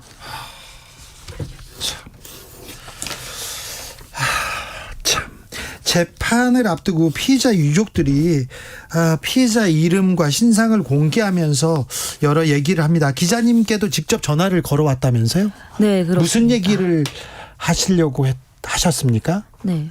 사실 사건 당시에 먼저 전화를 주셔가지고 사건 당시부터? 네, 사건 당시부터 전화를 주셔서 네. 이제 피해자가 얼마나 끔찍한 스토킹에 시달렸는지 그때 한번 저희와 인터뷰를 하셨었거든요. 근데 그러다가 이제 재판을 앞두고 한 8월 말쯤에 다시 연락을 주셨어요. 예. 근데 이 내용은 경찰과 검찰 단계에서 수사가 제대로 이루어졌는지 잘 모르겠다. 네. 철저하게 수사하겠다고 해서 믿고만 있었는데 좀 그렇지 않은 부분들이 있는 것 같다. 이런 내용이셨거든요. 네. 근데 이제 지금에야 뭐 이 사건이 좀 조명을 받고 있지만 네. 그 당시에는 좀 언론의 관심도 덜했었고 알려지지 않았기 때문에 유족분들이 느끼시기에는 좀 수사가 충분치 않았다 이런 점이 있으셨던 것 같아요. 네. 그래서 몇 가지만 좀 짚어보자면 네. 일단은 이 피해자가 계속해서 스토킹 피해를 당하다가 이제 그런 범행이 있었던 건데 이 살아생전에 6월 초까지 입었던 스토킹과 폭행 피해 사실에 대한 수사는 더 이상 이뤄지지 않았습니다. 왜요? 왜냐하면 당시 고소를 취하했기 때문입니다. 아, 네. 예. 그런데 그 이후에 스토킹이 있었으면 그것까지도 갖다가 해야 되는 거 아닌가요? 사실 뭐 그렇게 생각하기지만 이제 네. 경찰 입장에서는 취하했으니까 일단 취하해도 범행은 남잖아요. 그렇죠. 그래서 지금 공소장을 봤을 때는 네. 이 설 씨가 당시 이제 접근 금지 명령을 받았던 네. 그때 사건 포함해서 접근 금지 명령을 7회 위반했다. 네. 이것만 지금 공소장에 포함돼 있는 상황이고요. 예. 또 보면 이제 피해자가 생전에 가족들이 걱정할까봐 가족들한테 얼마나 스토킹을 당하는지 얘기를 잘 안 했었어요. 그렇죠. 그렇겠죠. 전 남자친구와 얘기입니다만 그러니까 가족들 지인들한테 말 못했겠죠. 막 다. 그렇죠. 그러다 보니까 이제 피해자는 더 이상 말을 할 수 없는 상황에서 네. 유족들도 상황을 잘 모르고 있고 이제 그나마 이제 피해자가 마음을 털어놨던 게 같은 직장을 다니던 동료 4명이 있는데 네. 이 동료들에 대한 참고인 조사도 이뤄지지 않았습니다. 아니 동료들 얘기를 들어야죠. 그럼 수사를 뭐 합니까? 뭐를 합니까? 그럼 주변인들한테 이렇게 탐문하고 주변인들한테 조사를 해야 될 거 아닙니까? 네, 유족분들도 그 부분이 가장 이제 답답한 부분이시죠. 아니 왜 안 했어요? 왜 안 했는지에 대해서는 확실하진 않습니다. 아니 그 경찰한테 왜 안 했냐고 그것부터 물어보자고요. 네. 그래서 이제 유족들이 이제 이런 상황에서 이제 직접 증거를 모을 수밖에 없겠다라고 생각이 들어서 이제 유족분들이 직장 동료를 찾아가서 얘기도 들으시고 또 이제 이 그걸 피해자의 유족들이 해야 된다고요? 예, 지금 유족들이 다 했습니다. 네. 그래서 이제 유족들이 뭐 핸드폰과 노트북에 남아 있는 자료들도 다 모으신 상태인데 이제 제가 유족분 인터뷰하면서 좀 안타까웠던 부분이 유족분 말씀이 이 가해자가 피해자와 전화한 내용을 뭐 100번도 넘게 들으셨다고 해요. 그러니까 이게 협박한 내용이잖아요, 전화로. 네네. 너무 가족 입장에서 괴로운 내용인데 어쩔 수 없이 증거를 모아야 되니까 사실 확인해야 되니까. 이 또 다른 트라우마는 어떻게 해야 됩니까? 그 범죄 현장을 목격한 그 충격에서도 벗어나기 힘들 텐데 직접 이 유족들이 그 증거를 모으러 다닌다. 이걸 어떻게 봐야 될지. 자, 재판 열렸는데요. 피의자는 어떤 얘기를 합니까? 일단 제가 재판도 직접 갔었는데요. 근데 피의자는 되게 뭐 표정 변화 없이 담담하게 그냥 묻는 말에만 대답을 했습니다. 그래서 이제 이 모습을 보고 유족분들이 이제 재판 끝나고 울분을 참지 못하고 좀 오열하기도 하셨는데요. 유족들이 막 법정에서 뭐 어떻게 고개도 숙이지 않을 수 있냐, 내 동생 죽여놓고 어떻게 이렇게 아무렇지 않을 수 있냐, 이렇게 말씀하신 부분도 있었고요. 이 피의자는 이제 재판에서는 이제 모든 혐의를 다 인정한다고 했습니다. 자신의 범행을. 그리고 이제 제가 보면서 좀 눈길이 갔던 부분은 이제 검찰 측에서 좀 이례적으로 이제 공판 검사뿐 아니라 수사 검사까지 함께 재판에 참석을 했어요. 그래서 PPT 화면까지 준비해 와서 뭐 앞으로 입증을 이렇게 하겠다, 뭐 이런 계획도 설명을 하는 등 조금 이제 이 사건이 이제 조명을 받다 보니까 좀 엄중한 처벌이 이루어질 수 있도록 좀 성의를 보이는 모습이 눈에 띄었습니다. 신당역 사건 일어난 지 1년 지났는데요. 그때 법 강화하겠다 이런 얘기, 피해자 더 보호하는 법 만들겠다 이런 얘기 있었잖아요. 어떻습니까? 네, 이제 사실 이 이은총 씨 사건이 신당역 사건하고 좀 매우 비슷한 부분들이 있어요. 보면 직장 동료였던 남성의 스토킹에 시달리다가 법적 대응도 했지만 결국은 경찰의 안전 조치가 종료된 후 살해당했다는 점에서 상당히 비슷한 부분이 있죠. 근데 이제 같은 사건들이 반복된 건데 결국은 실질적인 피해자 안전 조치를 마련하는데 실패했다, 이런 생각이 들 수밖에 없습니다. 그러니까 이 신당역 이후로 스마트워치 지급 건수가 크게 늘었는데 이걸 전담하는 경찰은 조금밖에 늘지 않아서 사실상 지급을 해도 빠른 대처가 불가능한 상황인 거죠. 그리고 또 최근에 이제 스토킹 처벌법이 개정이 되면서 이 스토킹 가해자에게 전자발찌 착용도 가능해졌는데 사실은 스마트워치도 이렇게 대수가 부족하고 인력도 부족한 상황에서 전자발찌는 얼마나 이 가용한 인력과 자원이 충분할 것인가, 이런 것에 대한 고민도 뒤따르게 됩니다. 알겠습니다. 발찌 많이 채워야 될 것 같은데 그런 생각도 해봅니다. 그런데요, 그 이은총 씨 피해자 유족들이 이름과 사진을 이렇게 공개했어요. 이게 쉽지 않은 결정인데 유족들이 이름과 사진을 공개하면서까지 하고 싶었던 말은 뭘까요? 네, 유족분들이 그렇게까지 어려운 결정을 내리시게 된 이유가 딱 두 가지로 볼 수 있겠는데요. 첫 번째는 뭐 가해자가 꼭 엄벌 받았으면 좋겠다, 이거였고요. 두 번째는 말씀하신 게 누구도 우리 은총이 같은 일을 겪지 않았으면 좋겠다라고 말씀을 해주셨습니다. 계속되고 있는 스토킹 피해, 더는 이런 일이 없도록 좀 법도 좀 만들고 경찰이 조금 더 좀 잘 대응했으면 합니다. 고생하는지 아는데 조금 더, 이게 피해자가 계속 생기고 있지 않습니까? 기자들의 수다, KBS 이희연 기자와 말씀 나눴습니다. 감사합니다. 교통정보센터 다녀오겠습니다. 유하영 씨. 네, 이 시각 교통정보입니다. 서울 시내에서는 분당 수서로 청담대교 방향 탄천 나들목에서 탄천 1교까지 막히고요. 이 구간 지나는데 30분 정도 걸립니다. 동부간선도로 의정부 쪽으로 군자교 지난 지점 1차로에서 사고 났습니다. 성수 분기점부터 막히고요. 이후로 월릉 분기점에서 상계교까지도 정체입니다. 고속도로는 수도권 제일순환고속도로 판교에서 구리 방향 광암터널에서 토평까지 막히고요. 더 가서 사패산 터널은 양방향 모두 10km 넘게 정체입니다. 제2경인고속도로 성남 방면 하객분기점에서 서창 분기점까지 막히고요. 평택 시흥고속도로는 시흥 신흥 쪽으로 조암에서 남한산 분기점까지 정체입니다. 중부고속도로 하남 방면 남이천에서 모가까지 밀리고 또 산곡 분기점에서 하남 분기점까지 막힙니다. KBS 교통정보센터였습니다.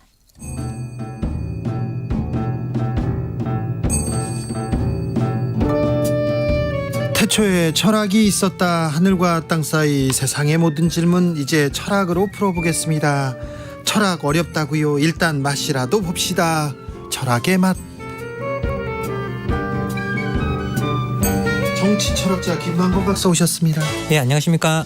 조영근 소셜랩 접경지대 소장 어서 오세요. 예, 안녕하십니까. 네. 오늘은 공인에 대해서 특별히 연예인들의 역할과 책임에 대해서 좀 공부해 보려고 합니다. 선생님들한테 물어보고 싶었어요. 그런데요, 우리나라에서 도덕성이 가장 중요한 직업이 뭘까? 제가 20년 동안 고민해 봤는데 뭘 것 같습니까? 연예인. 연예인이에요. 연예인 그 다음은 스포츠 선수, 야구 선수, 야구 선수. 네. 이 정도 됩니다. 네. 그 연예인과 야구 선수들만 엄격한 도덕적 기준 절대 안 됩니다. 성매매 판사 얼마 전에 출장 와서 성매매했어요. 그 판사는 어떻게 될게요? 정직 3개월입니다. 그리고 지하철에서 계속해서 카메라 찍고 도찰하고 막 그랬던 판사요. 징계를 안 하다가 좀 징계 받고요. 로펌 가서 잘 삽니다. 아무런 문제가 없습니다. 그런데 연예인들은요. 한마디만 해도 맞습니다. 음주운전은요. 그냥 거의 매장이죠. 네네네. 네. 아니 실제로 우리나라 이제 얼마 전에 연구를 나온 거 보면요.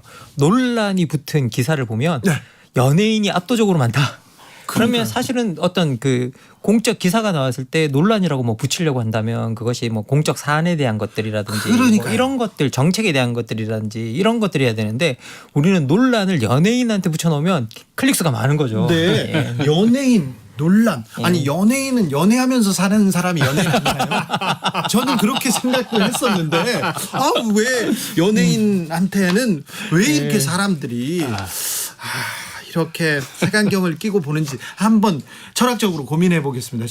최근 밴드 자우림의 김윤아 씨. 제가 좋아합니다. 노래 엄청 좋아요. 저희들도 어릴 때 좋아했습니다. 매우 애정합니다. 근데 이분이 후쿠시마 오염수 방류에 대해서 한마디 했어요. 전 국민이 우려하고 있는데 이분도 우려하고 있구나 한마디 나왔는데 그런데 말입니다. 그 이후에 정치권에서 막 여당 대표가 막 뭐라고 하고 최고위원이 막 뭐라고 하면서 굉장히 큰 논란이 정말 논란이 있었습니다. 자, 이 논란 우리 철학 선생님들은 어떻게 보셨는지요? 조영근 선생님부터 말씀해 주시겠어요? 어이없는 일이고요. 아니 사실 국민의힘을 지지하는 연예인들도 있잖아요. 그러니까요. 그런 분들이 예를 들면 정권 바뀌었을 때 마음에 안 들고 자기가 뭔가 하고 싶은 말 있을 때 당당히 할 수 있어야 되는 거 아닙니까? 예. 그게 자유 아닙니까? 우리 지금 대통령부터 포함해서 얼마나 자유를 사랑하십니까? 자유주의 국가에서 왜 이런 논란이 일어나는 것인지 이해가 안 됩니다. 이해가 안 돼요? 네. 아니 사실 이게 연예인이라고 해서 왜 정치적 사안에 대해서 말을 못하냐. 근데 이게 그냥 문제는 얼마나 합당한 이유를 대느냐에 달린 거지. 네. 그게 왜 정치적 사안에 대해서 발언을 못할까?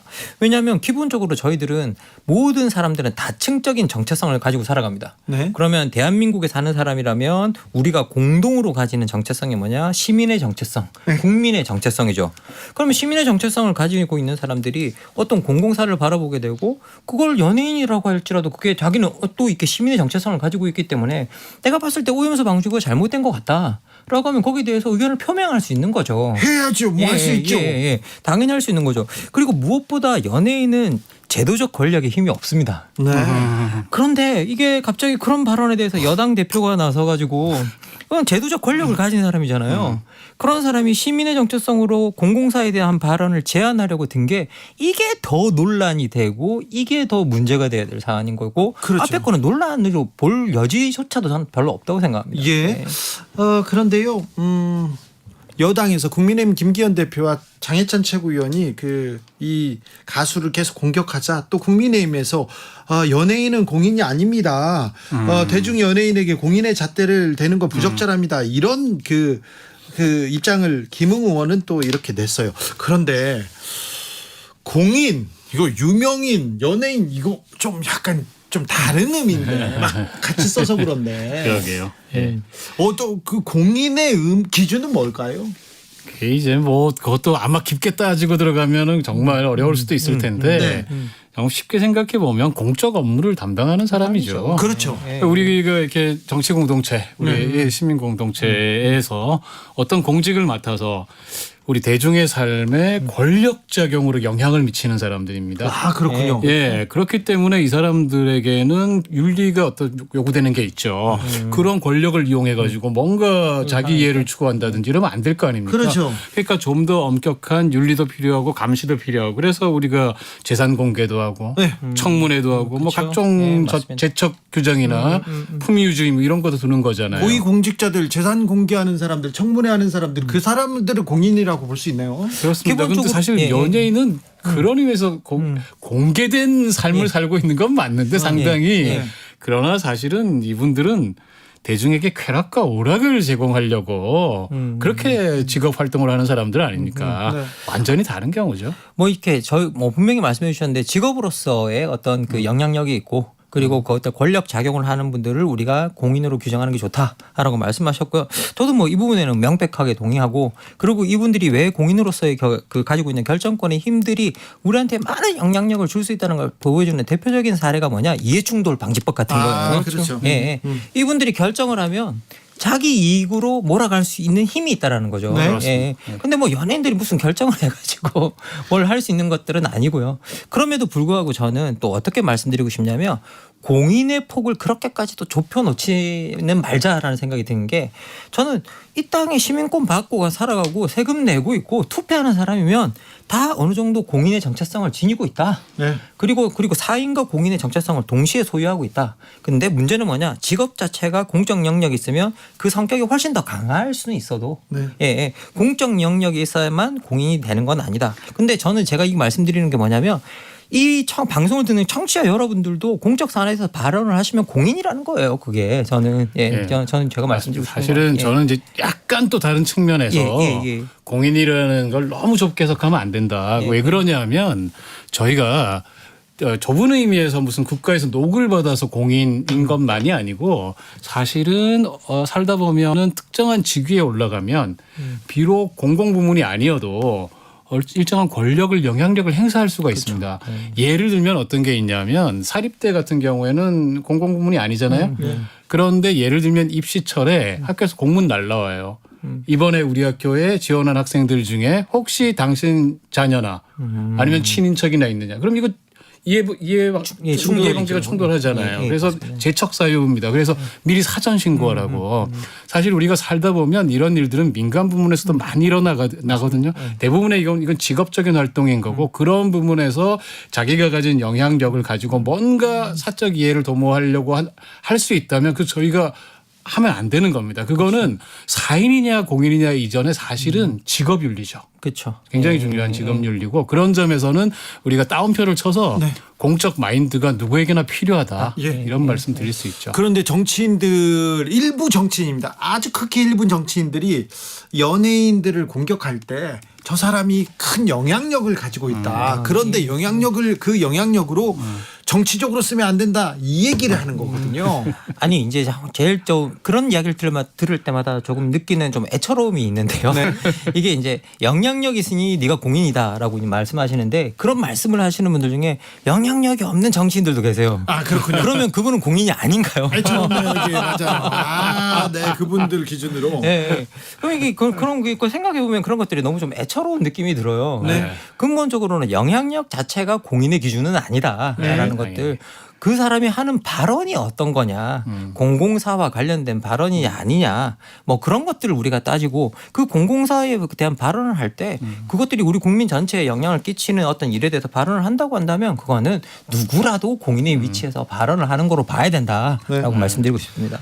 이게 뭐 직업 공무원이든 정무직 공무원이든 명색이 이렇게 공인이 되겠다라고 하는 사람들은 어쨌든 공인으로서 책임감도 요구되고 본인도 그러겠다라는 의지를 표명하는 거 아닙니까?